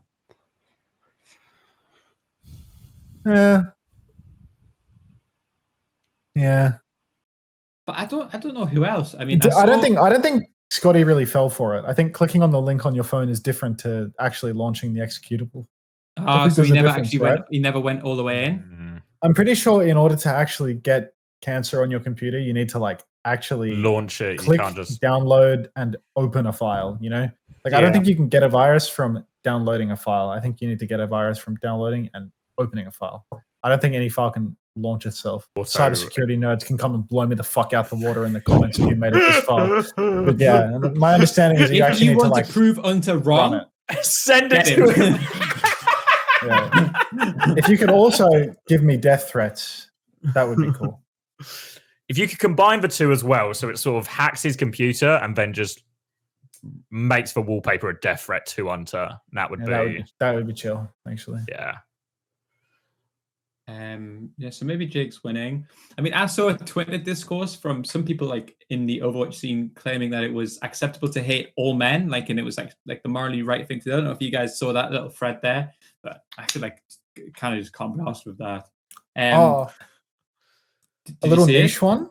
No. Yeah. I have my own one, like where I was I randomly opened a thread on Reddit and decided to reply to something. And I just wound up arguing with some like actual like piss low cum low random that has no fucking idea what they're talking about. Because it was a question about Landon, and it was like, why wasn't Landon on the USA World Cup team? You know, the question was basically like, why did UV get picked over Landon for World Cup? And I replied something about how like World Cup is a popularity contest, you know, because it's like the people that have the most friends in the scene and the friends in their like national group are naturally going to wind up on the team, you know, because people want to play with them. They have the most connections. It's just how it works, you know. And Landon is on a fucking full European team, so he has no American friends, like no relevant American friends in the scene. Wow. And it's like, I've just got this actual fucking client just replying essays to me being like, can you define popularity for me? It's like, what? Like, just leave me alone, you fucking freak. It's like, he's like, clearly it was chosen because they both have these incredibly versatile hero pools. And it's like, bro, like, if you're picking 2 flex supports, they don't both need to be incredibly versatile. Like, it's good if one of them is really good at something, you know, like that's probably the play because it's double flex, but not the point, you know. I've just got this guy that has no fucking clue. And it's like, I talked to fucking Gator about this stuff. It's like when they were doing the tryouts for Team USA, it's like I was talking to Gator, like, yeah, who's playing what? You know, like, what do you think you're going to wind up choosing? And he's talking about the roster that he's going to select. And this fucking random guy on Reddit is coming up to me and being like, you don't know what you're talking about. Like, you don't know why they made these decisions. And it's like, I talked to the guy that made the decision. What do you know? But it's like, it's actually crazy. You go on Reddit and like just everyone has the strongest opinion ever. And it's like, you can't change anyone's mind. Like, it's fucking insane. But these people, like, they're not even humans, so they can't be clients of the week. Like, yeah, good shout. Can I, in the same thread, can you scroll up? Because I feel like Spilo deserves it. Fucking like this fucking. What's its Spilo say? Like, scroll up. Let's see. Go back on the thread. Scroll up. There's one. They're talking about. It's like, yeah, maybe like keep going up. I'm not sure. I mean, probably can't go too much up than here. There's one of them. Like, it's a reply to the thread. He said he trialed but wasn't like. Yeah, here. Okay, boom, you're on it. Okay, and he's talking about Landon's Kiriko, and he says it's good, not KR level. Can someone explain to me what the fuck Korean level is? Is it just this idea that like every single Korean player is better than every single Western player? Like, is it like fielder level, shoe level, or is it just like if you're white and then there's Korean level? Because presumably there is also a shit ton of Korean flex sports which Landon is also better at carry on, right? Do you know what I mean? It's so insane because it's like at the time, at the time of like 22 playoffs, it's like there really weren't that many good Kirikos generally, you know. Right. Like Landon was definitely one of the strongest Kirikos because like Shu, who wound up being like, you know, Shu Violet, who wound up being like insane Kirikos in like the following year, you know, the KR level, like they just weren't playing it at the time of these fucking tryouts, you know, like that. It just wasn't in the hero pool yet for them, but not KR level. It was like, it was just fielder healing everyone and then everyone else in this big mess, you know, that's KR level. Hard flanking. Fuck KR level. Can we all just admit right now on the podcast, the entire world, that nobody like fucking knows the level of like all these players that we all just work under the assumption that like this player is good at this or this, like, what I fucking hate this idea. Oh, it's not KR level. Yeah, probably all the Korean. Like, how could you ever judge if the 5th best Korean Kiri is better than Landon? Or you actually can never judge it, you know? Even if you watch the POVs, I can't fucking say it. But there is just this like assumption, and this is why I fucking Crimzo, mate. I'm hoping you prove these people wrong. I want you to fucking beat Falcons so badly because we need to do some sort of tweet about like how everybody just like immediately assumes that like, oh, Korean, just that's the KR level. That's the KR level. I see. Here's what I see all the time. I saw comments the other day saying, I can't remember where it was when I was with my mate fucking Jaws. I did an interview with Jaws. You should watch it. Great interview. And he says like fucking hell, these Korean teams look good. And you know, I just think it's all fucking fake. Like not that the Korean teams are good, but this idea that we can watch the Korean teams and know from watching their gameplay that they are better. Like I actually fucking like, I don't know. I feel like I can't see it, you know? You can only tell because I think okay, on Crimzo. You see some mechanical things and you're like, that's pretty fucking good. Here's the thing. I think like if you were to like watch a POV of a player and you didn't know like the name of the player, you wouldn't be able to differentiate, I think, a Korean from a Westerner. If you're talking about like the higher level players, like because to be honest, like I don't think like the difference is like how they can aim or like move their mouse or like move or anything like that. Like those aren't the differences of like what makes a player good and what makes like what's the difference between like a Korean player and like a Western player. Like you watch high level team play. Yeah, you watch like a Widow go crazy, and sure it can be lit, but it can also be like any other like fucking Western player. It can be like Kai, it can be like Sparker, it can be like any of these other guys too. Like it's not about like their individual play, and I think it's so stupid to be able to like think like players aren't like KR level or any of that stupid bullshit, because like if you literally just watch POVs and like you watch like these Korean players and like the better like Western players, like there isn't that crazy of like a difference in terms of like what they're actually doing like individually. No, I agree. I think that we collectively like I feel like we can watch a game of Overwatch, and I think we collectively like.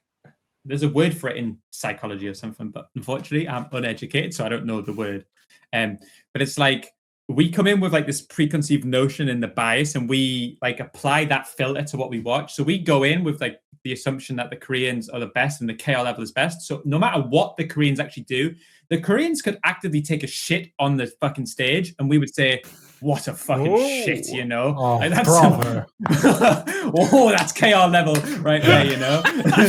Yeah. And like presumably the Korean level at the bottom half of Korea is worse than the top of the white guy level. But like the assumption when we, like, and this isn't just Spiro, this is just like everything. Like if you want to say like the best players in the world are Korean, there's probably like a huge amount of like fucking evidence to support this. But like this like idea that like there's like the Koreans and then, oh, if one of the two Westerns can fight in that top 10 of players. Well, I think as well, you can only ever tell like respective, you know, and I think this happens in loads of sports or any esport as well, but people love to maintain opinions about the game without watching the game.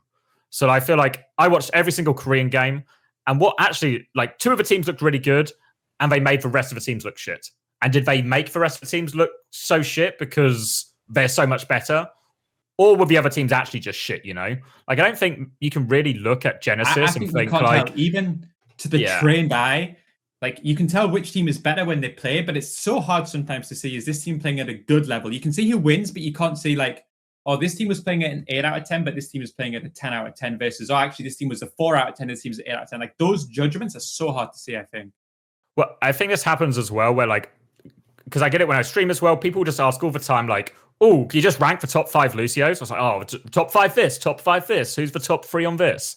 And it's like, once everyone's good, like in the top, like 10 teams, well, everyone's just good. You know what I mean? Like, maybe I could argue that Lip is better than Sparker, but not every day.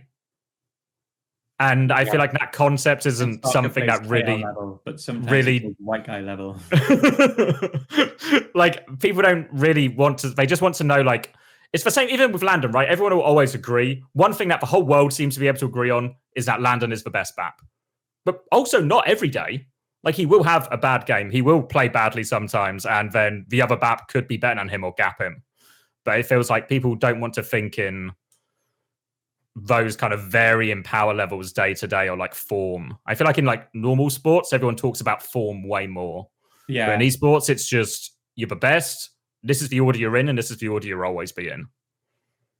Yeah, people don't understand the idea of like change. Like, maybe you're the best today, maybe you're the worst tomorrow. Like, it can actually happen, by the way. Like, things actually change all the time. When you think about even us and ENCE, right? Like, the week of the finals, every scrim was like 5-1, 6-1 to us. The last 3 times we've scrimmed you, it's been the opposite, right? It's only been 2 weeks on the same patch. Like, what's changed? Well, you guys have got more confidence. We've got less confidence. You guys have improved and playing better. Like, does that mean that Sparker is now like no longer KR level because we lost the week of scrim? Yeah, then next week you guys might shit on us again too. Like, who knows what's gonna happen? You know, like, today we're gonna fucking do it, mate. We're gonna fucking do it. Today. It could be this week. I don't know. Could be. But I guess Jake wins, right? Like, Jake's gotta win. No, a slam dunk from Jake. Yeah. Loaded well done, EXE Jake. files. Yeah, fair play, dude. Just because he's an empath, you know? He wanted to help a friend and you ridicule him for it. I wonder who it was. Like, where did this come from? Who was Jake trying to help? You know, who did Jake believe had made a game for him to try? Sir Jed.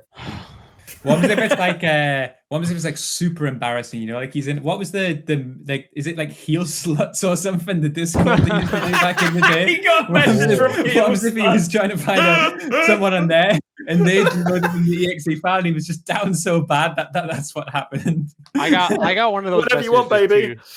I got one of the like hacker messages too, but I just didn't respond to anything. And it was like some guy who like tried to recruit me from like for like flash ops like a couple months ago or some shit. I just didn't respond. It was so obvious that he's like saying some bullshit. Was it Goomba? No, it's some random guy. Nobody would know. Yeah, like the tier 3 manager that wants you to help with their game, and it's like, you know what? You're down on your luck. I'm going to help you develop this game.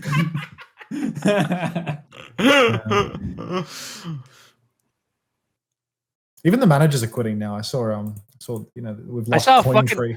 I saw a retirement tweet from a manager. Like, what the fuck are we doing? Let's be honest. Dude, they tweeted their retirement from management, and then a day later they tweeted a post-retirement update of them like flexing after going to the gym or something. Hey. It's like, I'm a Cointree fan, okay? Cointree. no, I got no issue with Cointree, but we don't need a post-retirement update a day after you quit the job, bro. Like, you do you. All right. Come on. All right then. All right. Jake Kleiner for week. And then Rank the guest. Rank for guest. Yeah. And make sure we don't forget to shout out Reinforce this time. We got a couple of people to shout out. Oh shit. But we'll get to it. We'll get to it. All right. Vince McMahon, I think money give. Been solid. Solid little episode. We got through some stuff, some good stories. I think has to be in the top 6. I think it was actually really good. Like Crimzo managed to provide so much to the show without doing any of the like Gumba racism, fucking bridge burning. Like it's actually impressive. the only bridges that Crimzo burned were with people that don't speak a lick of English. So I think that was actually a wise move. And I call it the Yaki technique. I fuck Yaki too, honestly. That guy's terrible. Fucking go. Like there we go. Terrible. You know what? I'm putting Crimzo third for that. Like, yeah, I could cop it actually. Wow. You can have a Gumba sandwich, you know? Like I wish. Oh jeez. Imagine being pressed between what a two great Gumbas. spot. Honestly, that's a great spot, I think. That's prime real estate. I mean, top 3 is fucking good. I think I had a really good time. Yeah. This is better than OWCS. Like if you win this leaderboard, then this is Do you guys think we ever beat Punk? Do you think it ever can happen? I think we need to do like a special episode, like a Dallas preview or like a Esports World Cup preview where we get like 7 people on, we make them all argue. We need to like really branch out if we're going to beat it. I think like Krusty on the piss could potentially take the throne, you know? Yeah. Maybe Krusty episode soon. Let's see. Make sure to tweet him to pressure him. If you want him to come on, of course. He doesn't need pressure. Like he'll just come on. He does. Trust me, mate. He does. Okay, pressure him. You heard it here first, chat. We need to tweet Krusty to come on Uncoachable. Ask him in everything. Tag him. DM him. I'll go on a Korean Uncoachable one day too. That's DM him. Let's get his Discord tag up for the viewers. Actually, let's get his phone number in there. 747. If anybody's in the Dallas area, and if you can take some time away from spitting on Fearless, please. Shout out everyone in Texas. Unreal. So then we have some special people to thank. A special shout out to Jonathan Snowden, who people might know a little bit better as Reinforce. Sorry for calling you a client earlier, mate. It's all love. You're a fucking client. Put those hands down. One love. Gumba wouldn't steal players to.